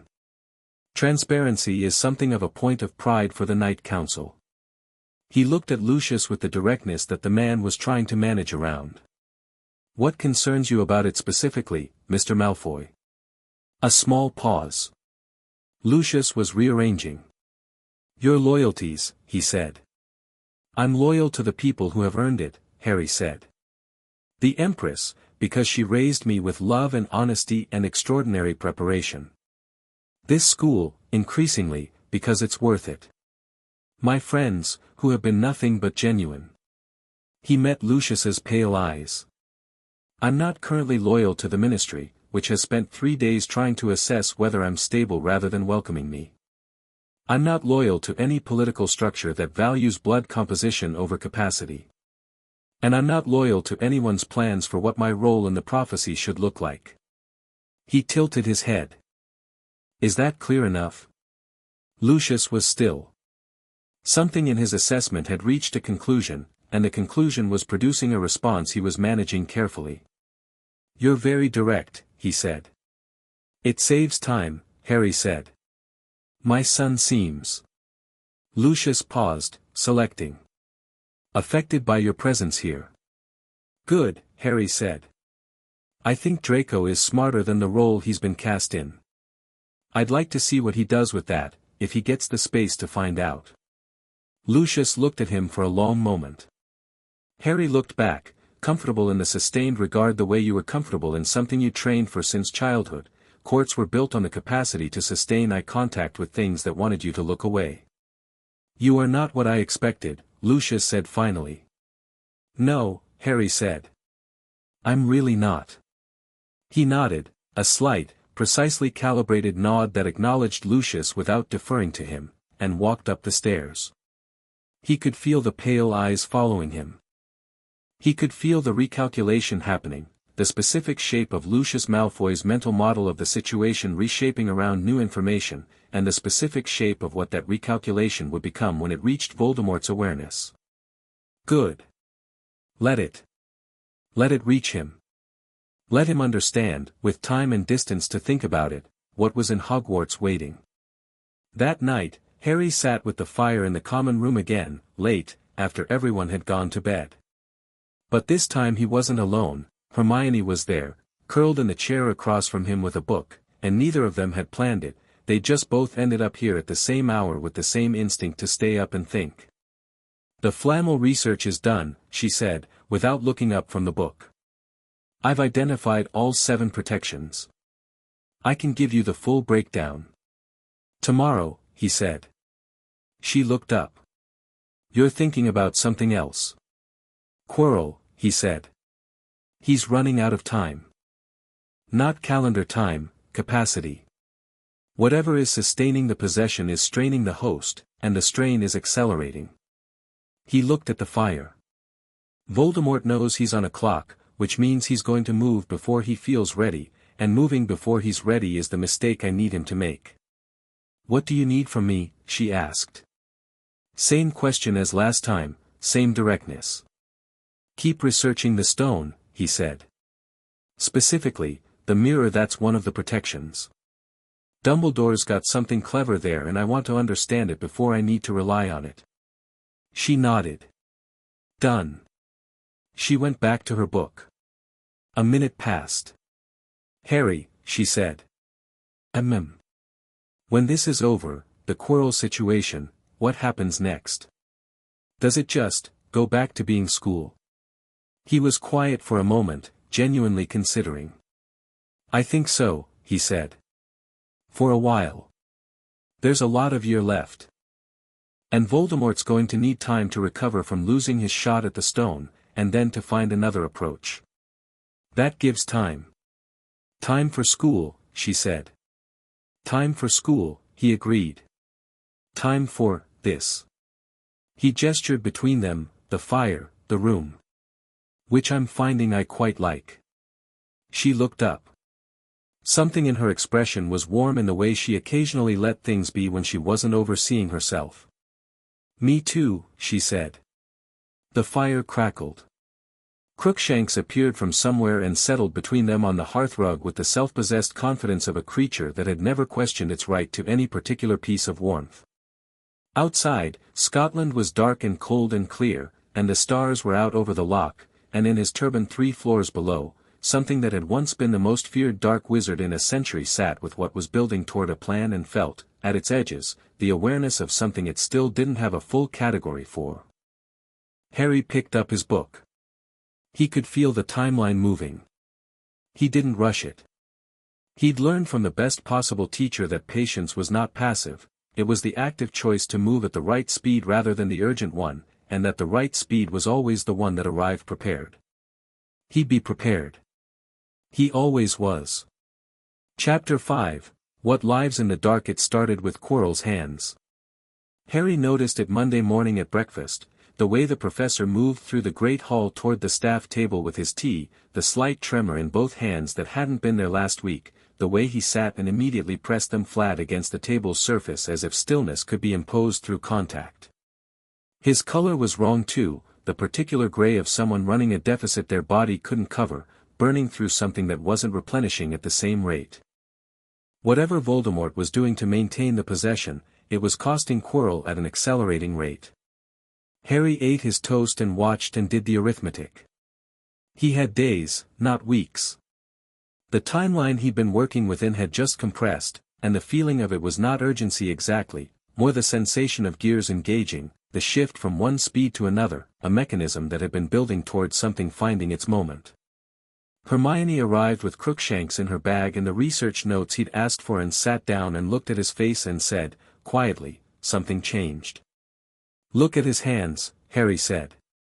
She looked. She was good at discreet observation, she'd had practice in classrooms where being seen to look at the wrong thing at the wrong moment had social costs.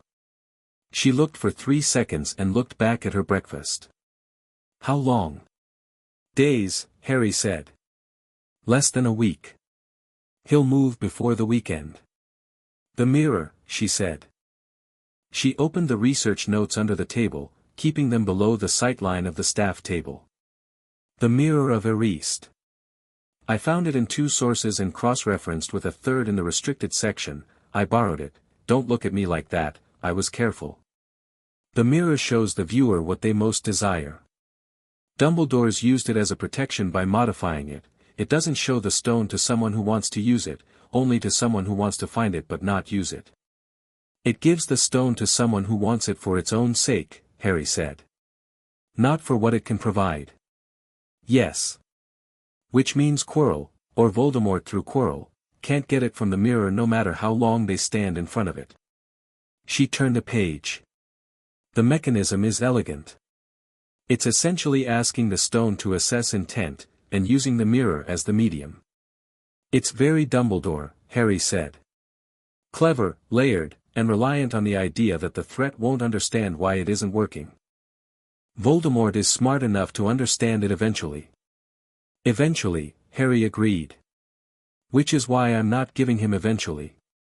Neville sat down across from them, plate loaded, with the slightly more present quality he'd been developing over the past 2 weeks, the slow unfolding of someone who'd been taking up exactly the space they were allowed and was beginning to experiment with whether there might be more. He looked between Harry and Hermione with comfortable familiarity and said, "Is this the planning something face or the thinking face?" "Planning," Hermione said. "Cool." Neville helped himself to pumpkin juice. "I'm available." "Not for this one," Harry said. "But I appreciate it."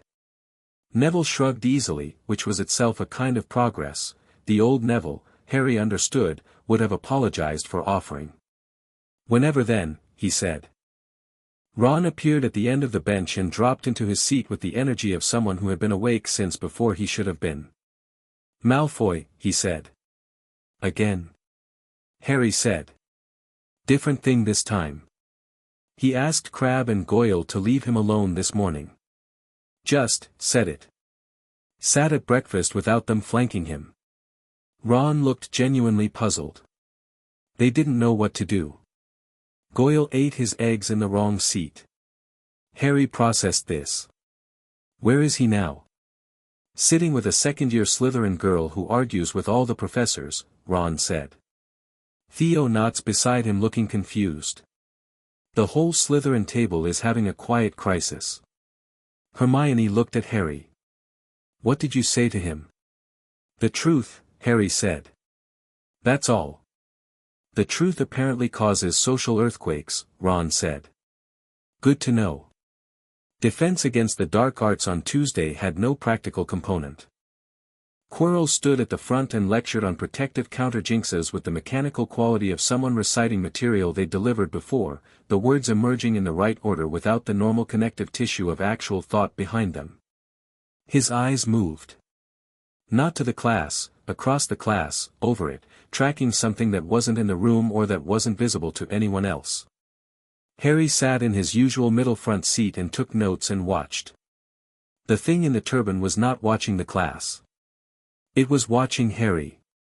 Had been, with increasing frequency and intensity, for the past 5 days, since the ministry visit, since the Empress's diplomatic letter, since Lucius Malfoy had returned to London with a recalibrated assessment that had presumably traveled through whatever channels connected him to Voldemort's awareness. Whatever Voldemort had concluded from that intelligence, it had produced a change in the quality of his attention. It wasn't fear exactly. Harry didn't think Voldemort was capable of fear in the full sense, he'd engineered himself too far from it. It was the cousin of fear. The response of a predator who has picked up the scent of something it hasn't categorized yet and is pausing before it decides whether to continue advancing. Harry let him look. Looked back, once, directly at the turban, holding it for just long enough that it couldn't be accidental, and then went back to his notes. After class, he stopped Quirrell at the door. Not dramatically. He just stopped and waited until the rest of the class had filed out, and Quirrell was left at the front of the room with his notes in his trembling hands and the thing behind his head that had gone very still. "Professor," Harry said. Quirrell looked at him. Both of him, in the fragmented way he had now, the surface Quirrell, frightened and exhausted, and the deeper thing that was running the body like a vehicle and getting diminishing returns from the engine. "P. Potter." "You're not well," Harry said. Matter of fact. Not unkind. "I'm fine, you're not," Harry said. "And I think part of you knows what's happening isn't going to end well for you specifically."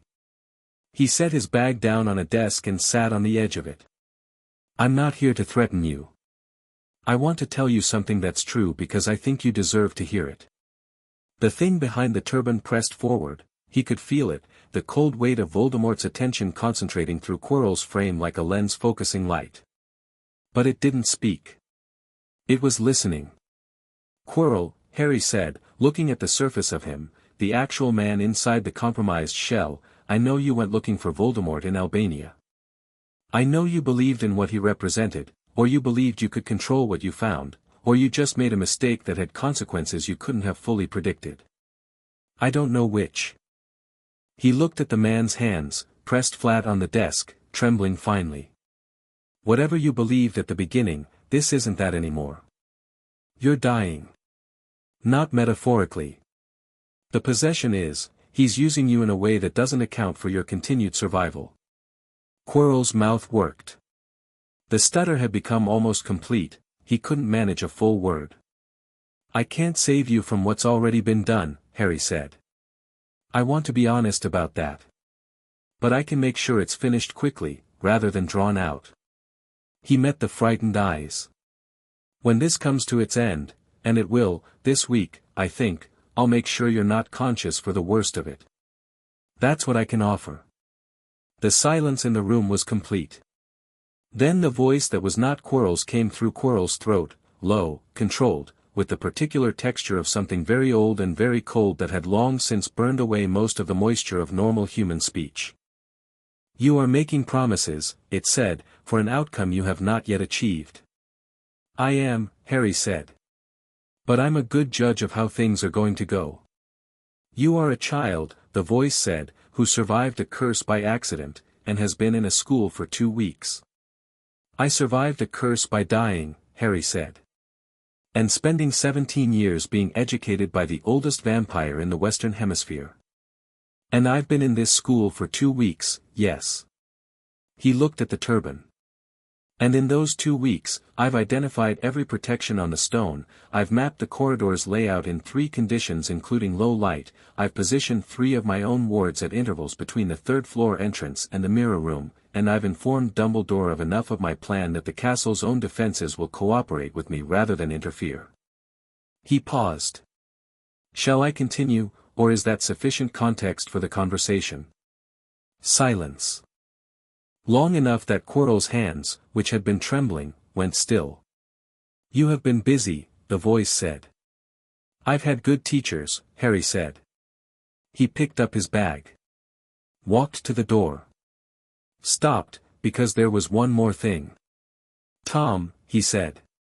He used the name the way Seraphine had taught him to use names, not as a weapon, not as a provocation, just as a designation, because names were facts and facts were useful. "The stone isn't going to give you a body. Not a stable one, not one that lasts. You know that. You've always known that the stone is a solution to a problem you've already partially moved past." He glanced back over his shoulder. The Horcruxes are the architecture you built.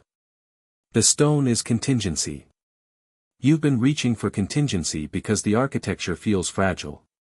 He held the doorframe. It is fragile. I know that too.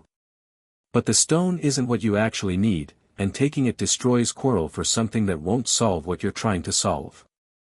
The temperature in the room dropped several degrees. Harry walked out. Behind him, in the defense classroom, Quirrell stood at the front of an empty room and the thing inside him was very, very still, the way things go still when something has reconfigured their understanding of a situation and they need a moment to find the new shape of it. He went to Dumbledore's office immediately after. The gargoyle admitted him without requiring the password. Either Dumbledore had changed the admission protocol after their corridor conversation, or the castle had simply decided Harry didn't need to wait, and Harry suspected both were partially true. He went up the spiral staircase and knocked. "Come in, Harry," Dumbledore called. He was at his desk but not working, the papers in front of him were set aside, which meant he'd been expecting this or expecting something adjacent to it. He looked at Harry over his half-moon spectacles with the expression of a man who had been bracing for news and was trying to calibrate how braced to be. "Tonight," Harry said. Dumbledore's expression didn't change but his stillness deepened. "You're certain?" "Certain enough." The conversation I just had moved his timeline. Harry sat down. "I told him things I knew about his position." "You provoked him deliberately," Dumbledore said. "Not accusatory.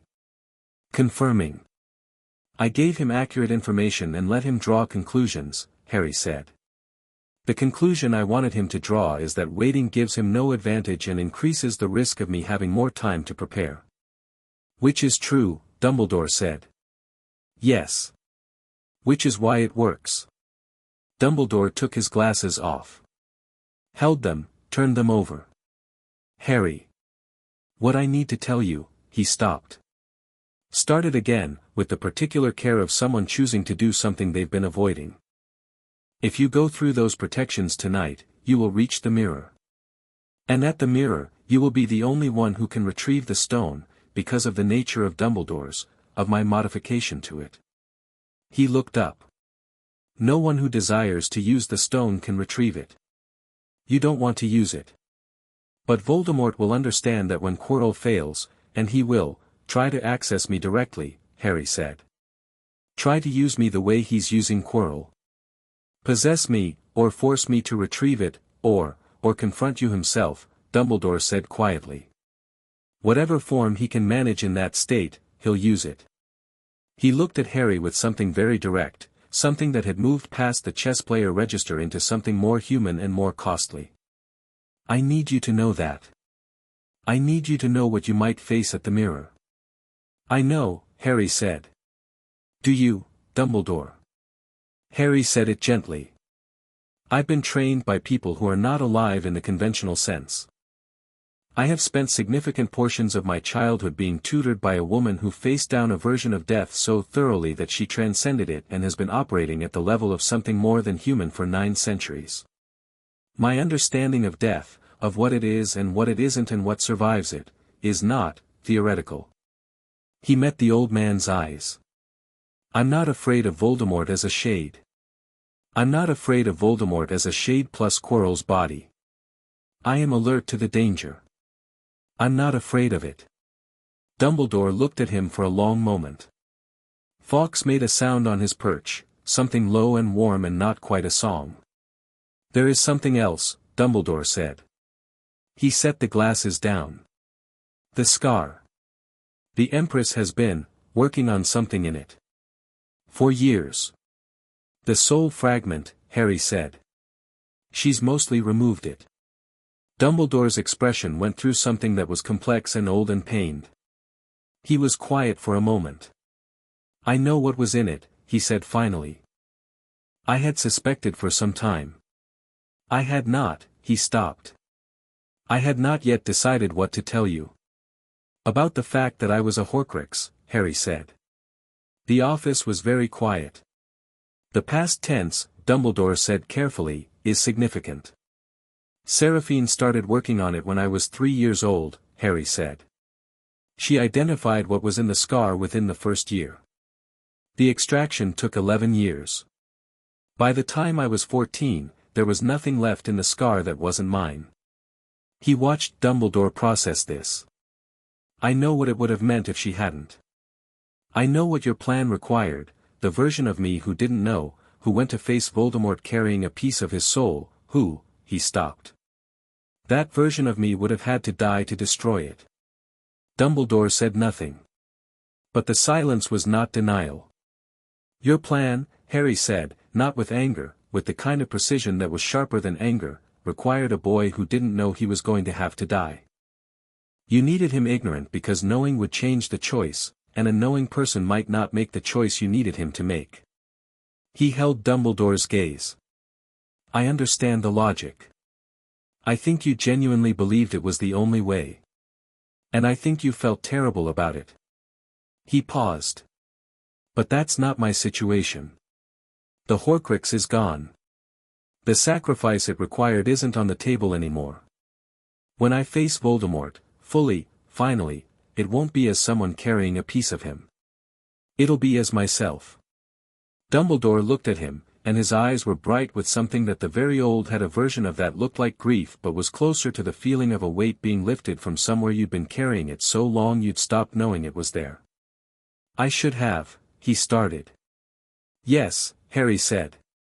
Several things. He was not cruel about it. But we're here now, and what's here is actually better than what you planned, which I think you can see. Dumbledore was quiet for a long time. Fawkes sang one low note. The instrument's word. Be careful tonight, Dumbledore said finally. I will be, Harry said. Don't intervene unless I don't come back by morning. Harry, I mean it, Harry said. If you come in, you change the conditions and I can't predict the outcome. If I'm alone with whatever state he's in, I know exactly what I'm dealing with. He stood. Trust me. Dumbledore looked at him, really looked, the way he occasionally stopped performing the look and just did the thing itself. Yes, he said. I think I can do that. Harry went to the common room and sat by the fire and waited until 2 in the morning. He didn't spend the time preparing. He'd been preparing for days, the wards were placed, the plan was built, his understanding of the protections was complete. What he spent the time doing was something he'd learned from Seraphine, who called it by an old French word that translated roughly as settling, the practice of bringing yourself into full alignment with the present moment before something significant, not through meditation or ritual but through simple honest presence. Being where you were. Feeling what you felt. Not managing it or optimizing it, just holding it. He felt ready. He felt the particular texture of something that had been building in the direction of this for a long time arriving at its location. He felt, underneath that, the quieter thing, the awareness of his parents, of the night in Godric's Hollow that he didn't remember and that had shaped everything anyway, of Seraphine in a ruined nursery making a choice that changed both their lives, of 17 years of careful, loving, comprehensive making arriving here, at 2 in the morning, at a fire in a common room in Scotland, at the beginning of something that needed to end. He thought about his mother standing between the door and the crib. He thought about what Seraphine had said, that tells you most of what you need to know.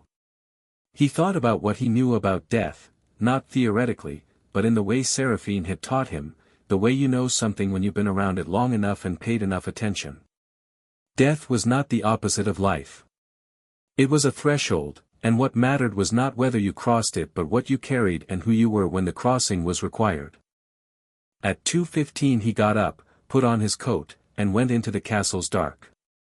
The castle at night was a different environment from the castle in the day, not more dangerous, just more honest, stripped of the performance of institutional routine down to what it actually was. The torches were low. The portrait slept, mostly, though a few watched him pass with the particular alertness of very old paintings that had been hanging in a building long enough to understand what certain things moving through certain corridors at certain hours signified. He moved without rushing. His wards, placed at intervals, registered his presence and held themselves inactive. They'd recognize him, He built that in, the way you built recognition protocols into anything you set to guard something you might need to access. The castle itself seemed to move with him, subtly, the slight adjustments that old buildings with opinions made when they agreed with what someone was doing, a torch brightening at a corner, a door standing ajar that might otherwise have required effort. The third-floor corridor was exactly as he'd last felt it. The locked door responded to the unlocking spell without resistance, the castle's cooperation again, he thought. Beyond it, the sound of breathing that was too large to be human, and then the enormous dark shape of Fluffy resolving out of the shadows, 3 heads lifting, 3 sets of eyes finding him. Harry reached into his coat pocket. Produced a small leather case. Opened it to reveal a pitch pipe. He played 3 notes, low, sustained, specific, a sequence he'd learned from a gamekeeper's handbook published in 1743 that predated the modern era of creature classification and which contained, in a footnote on the musical management of large 3-headed dogs, the precise frequency sequence that functioned as a calming agent. All 3 heads lowered within 8 seconds. Fluffy sat, which took a moment because the scale was challenging, and by the time Harry was at the trapdoor, the breathing had deepened into something very close to sleep. He went through. The long drop into the devil's snare was the kind of thing that was designed to disorient and then panic. The plant responded to panic, which meant the intended experience was being caught by something that felt like rescue and then discovered it was a trap when you struggled. Harry didn't struggle. He went still, the specific trained stillness of someone who had learned that panic was always the more expensive option, and in stillness the snare had nothing to feed on. He produced a thin light from his wand, calm, steady, and the plant released him in the way of something that had lost interest, and he dropped to the floor of the next chamber. The winged keys were beautiful, actually, hundreds of them, old and silver bright, filling the room with the constant soft metallic sound of wings, and a broom waiting below them that was meant to be the only way to catch the one that matched the door. Harry looked at the keys for a moment, looked at the broom, and then considered the situation with the pragmatism of someone who had spent considerable time thinking about this specific problem. He raised his wand and did something that was not on the Hogwarts curriculum and was not in the standard British classification of charms and which the Finnish practitioner who taught it to him had described as asking rather than catching. It required a clear image of what you wanted, the specific quality of the one key that opened the door, the wear on its wings, the specific age of it, and then a stillness that communicated non-threat, and then patience. The right key came to him in about 40 seconds. Landed on his extended wrist and stayed there. He walked to the door, unlocked it, and continued through. The chess room. McGonagall's contribution, and it was characteristic, beautiful, ordered, requiring both strategic intelligence and the willingness to accept risk on behalf of the outcome. The pieces were enormous, carved stone, waiting in their positions with the patient readiness of things that had been set to a task and intended to complete it. A game would have to be played to cross the room. Pieces would be taken. The rules were the rules. Harry stepped onto the board. The White King turned its carved head toward him. Harry sat down on a square and thought about chess, which he had learned from Edvard, who had been playing since the 10th century and had opinions about it that were both extremely sophisticated and constitutionally unable to be communicated in fewer than 3 hours. Edvard's essential position on chess was that it rewarded the player who could see the board as it was rather than the board they wished it would be, and who was willing to sacrifice anything that wasn't the objective. He played the game in 11 minutes. Took 4 white pieces, offered 2 of his own, moved through the board with the deliberate efficiency of someone who had assessed the position and was moving toward the only outcome that worked. When the White King tipped itself in the universal gesture of resignation, the pieces stood aside and the door on the far side opened, and Harry walked through without looking back. The troll was unconscious. Already. He registered this as he came through the door, enormous, grey, smelling powerfully of troll, lying on the floor of what might have been a sort of antechamber with the boneless abandon of something deeply asleep. He looked at it for a moment, assessed that it was genuinely unconscious rather than feigning, and stepped around it. He would not ask how it had been achieved because the answer probably involved the castle and he'd make his guesses. The potions room. 7 bottles on a table. A riddle written in a note that was, he picked it up, read at once, elegant. Snape's work. Logical, precise, requiring deductive reasoning rather than magic to solve. Harry read the clue twice and identified the correct bottle in about 90 seconds, which was, he thought, the amount of time it was supposed to take someone who was genuinely good at this. He drank it. The door opened onto darkness. The room with the mirror was large. It had the specific quality of a room that was not quite entirely in the castle, slightly outside normal space, slightly separated from the structure around it, the air at different temperature, the light coming from no obvious source but present everywhere in a flat, even way that created no shadows. The mirror stood at the far end, floor to ceiling, framed in elaborate gold that had faces carved around its border in various expressions, and across the top, the inscription ran in a thin curling script that Harry knew on sight, Eris stra eru oit ube kafru oit anwosi. He read it the right way without needing to. I show not your face but your heart's desire. Quirrell was at the mirror. He'd made it through the protections. Harry hadn't expected to be first. The accelerated timeline had always included the possibility of arriving simultaneously or second, and he'd planned for both.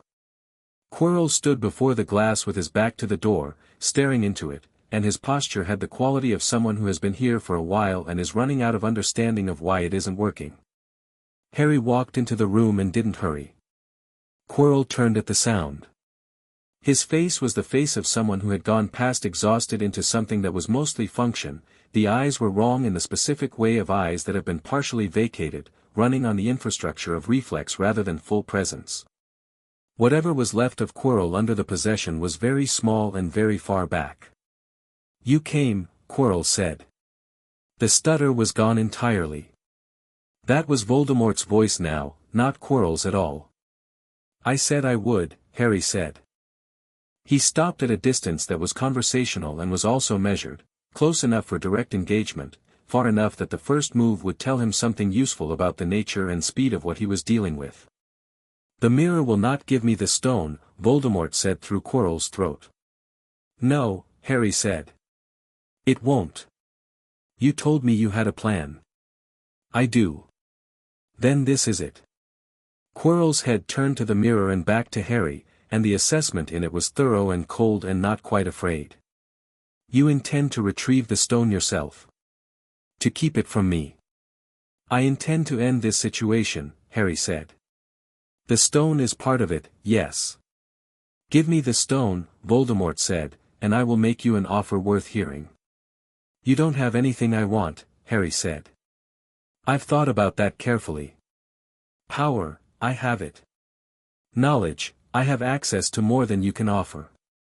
Survival, I'm not particularly threatened. Revenge, he thought about Godric's Hollow, about a woman with red hair on a nursery floor, about everything the night of October 31st had set in motion. Revenge is not something I want. What's done is done. What matters is what comes next. You sound like Dumbledore, Voldemort said.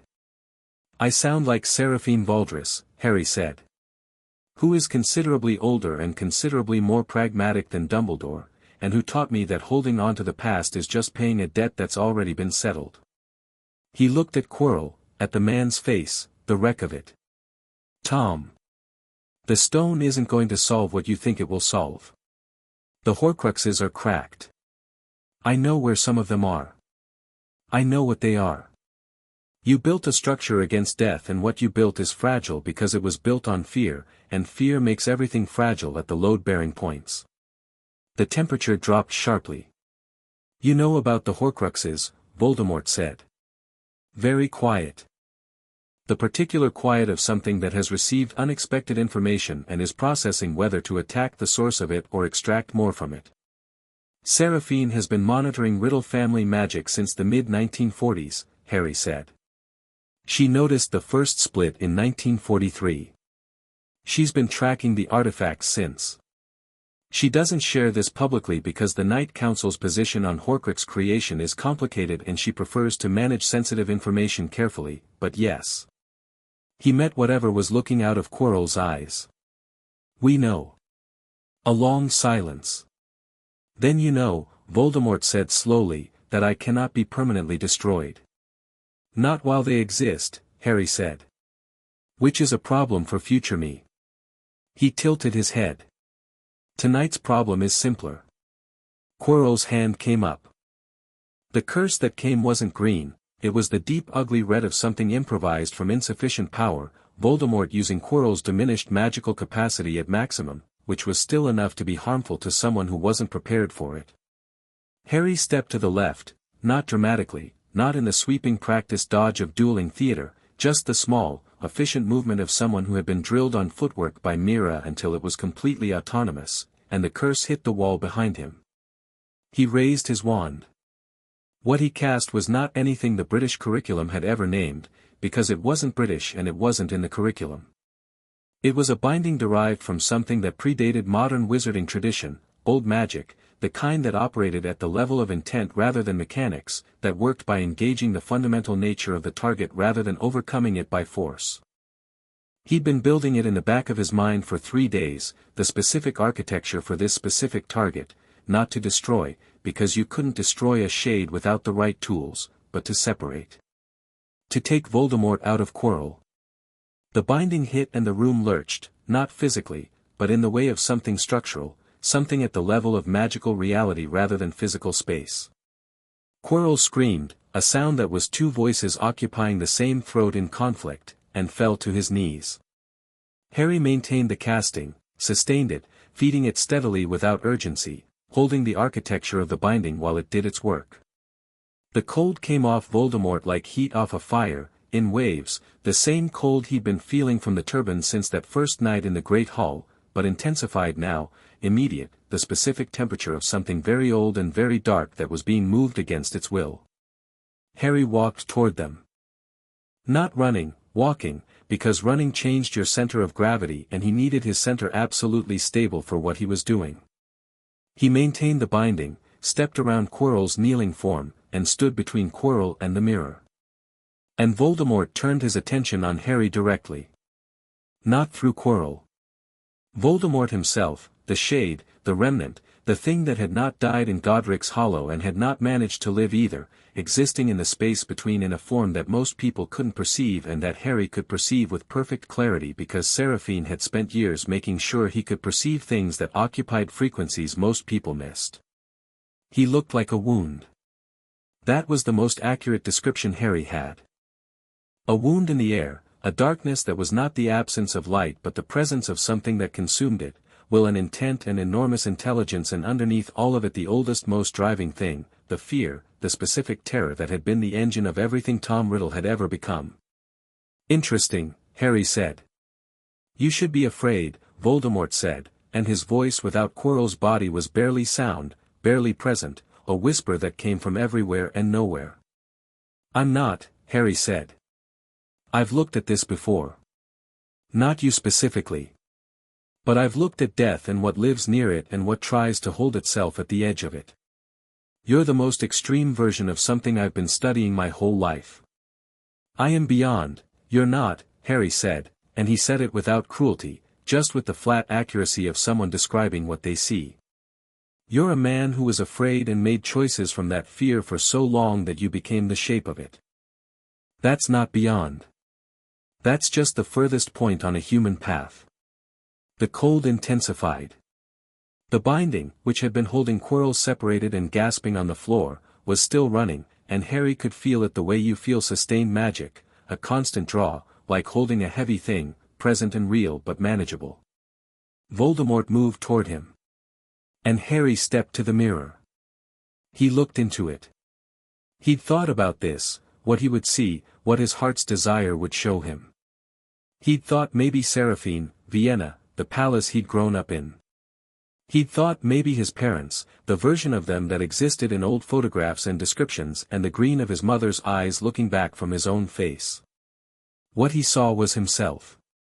Standing exactly where he was, in this room, with the stone in his hand. It was exactly the right answer.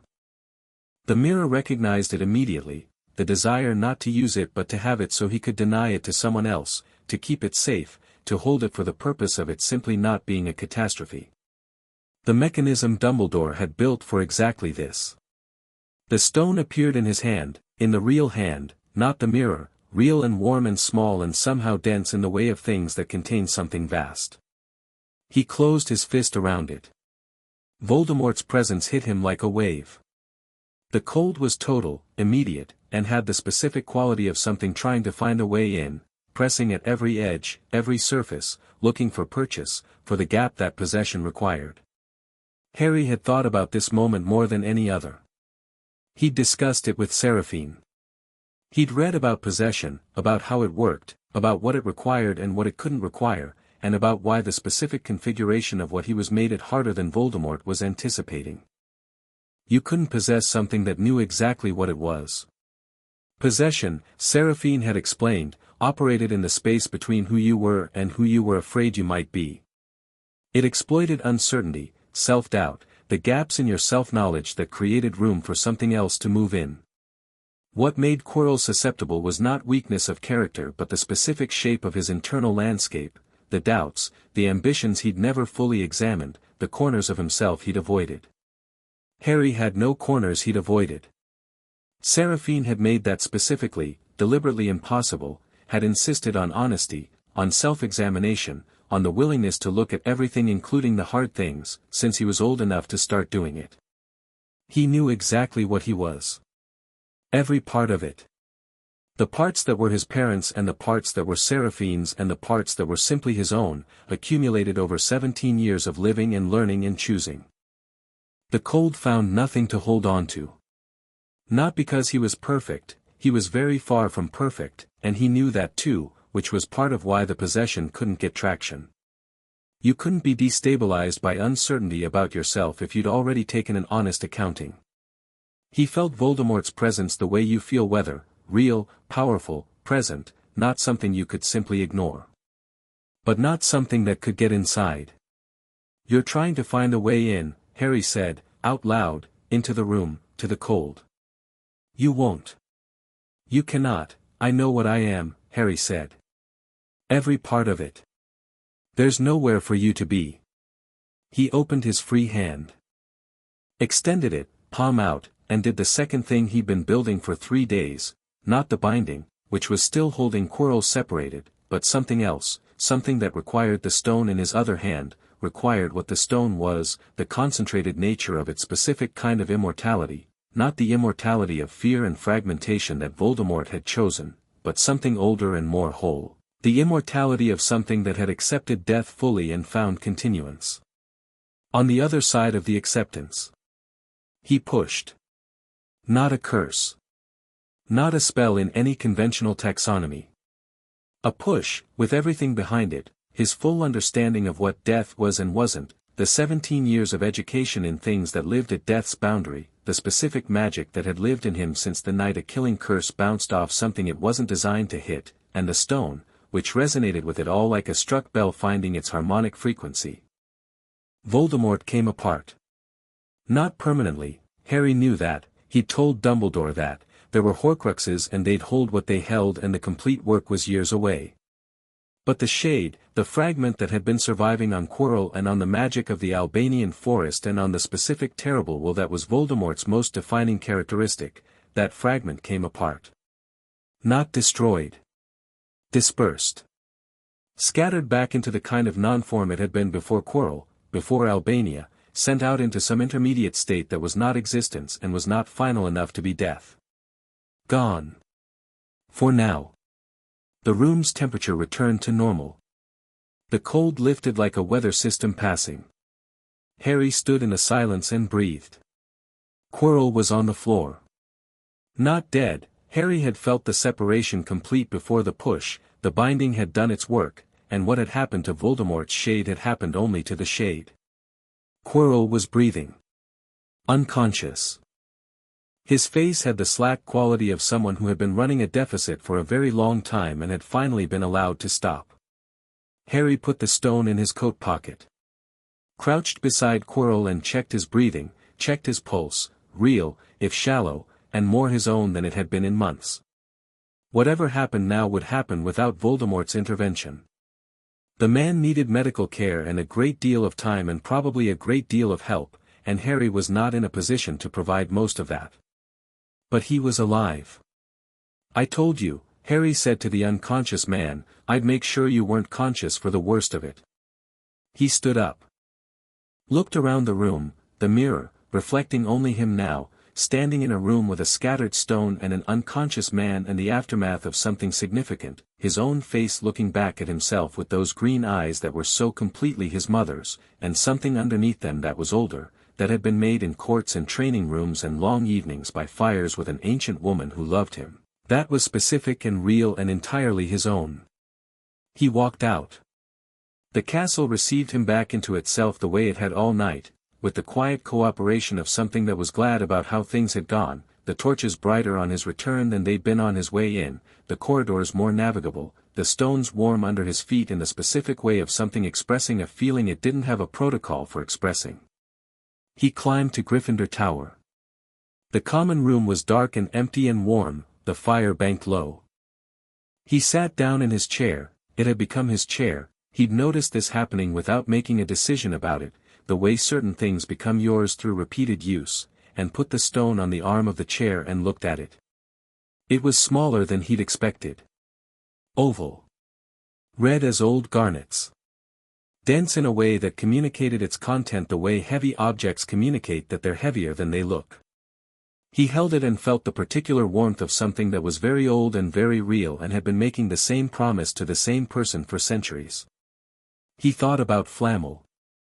An old man who had made peace with death in a way that made him able to create something that transcended it. He thought about what Hermione's research had said, the place in themselves where death and continuance are not opposites but aspects of the same whole. He thought about Seraphine, who had found that place the hard way and lived there for 9 centuries. He thought about his mother, who had understood something in her last moments that had turned the killing curse inside out. He thought he understood it now. Really understood it, not as a theory but as something he'd felt in the mirror room, the specific quality of not being afraid of what you are, or what might be required of you, or where you might end up. He set the stone down. In the morning, he'd give it to Dumbledore with a brief explanation and a clear recommendation about getting it back to Flamel, who deserved the choice of what to do with his own creation. He'd talk to Hermione and Ron. He'd write to Seraphine, something true and specific about what the night had been, not a report, a letter. For now, he sat in the quiet and let the fire's last light fill the room with its amber warmth, and outside Scotland was beginning its slow turn toward dawn, the sky at the eastern edge going from black to the particular deep blue that preceded everything, and the castle breathed around him with the contentment of something that had been holding its breath and had been given a reason to let it go. He was 17 years old and he had just done something that mattered. He felt it the way you felt things that were true, completely, without performance, in the bones of him. Then he put his head back against the chair and closed his eyes, and for the first time in a week, he slept without listening for anything.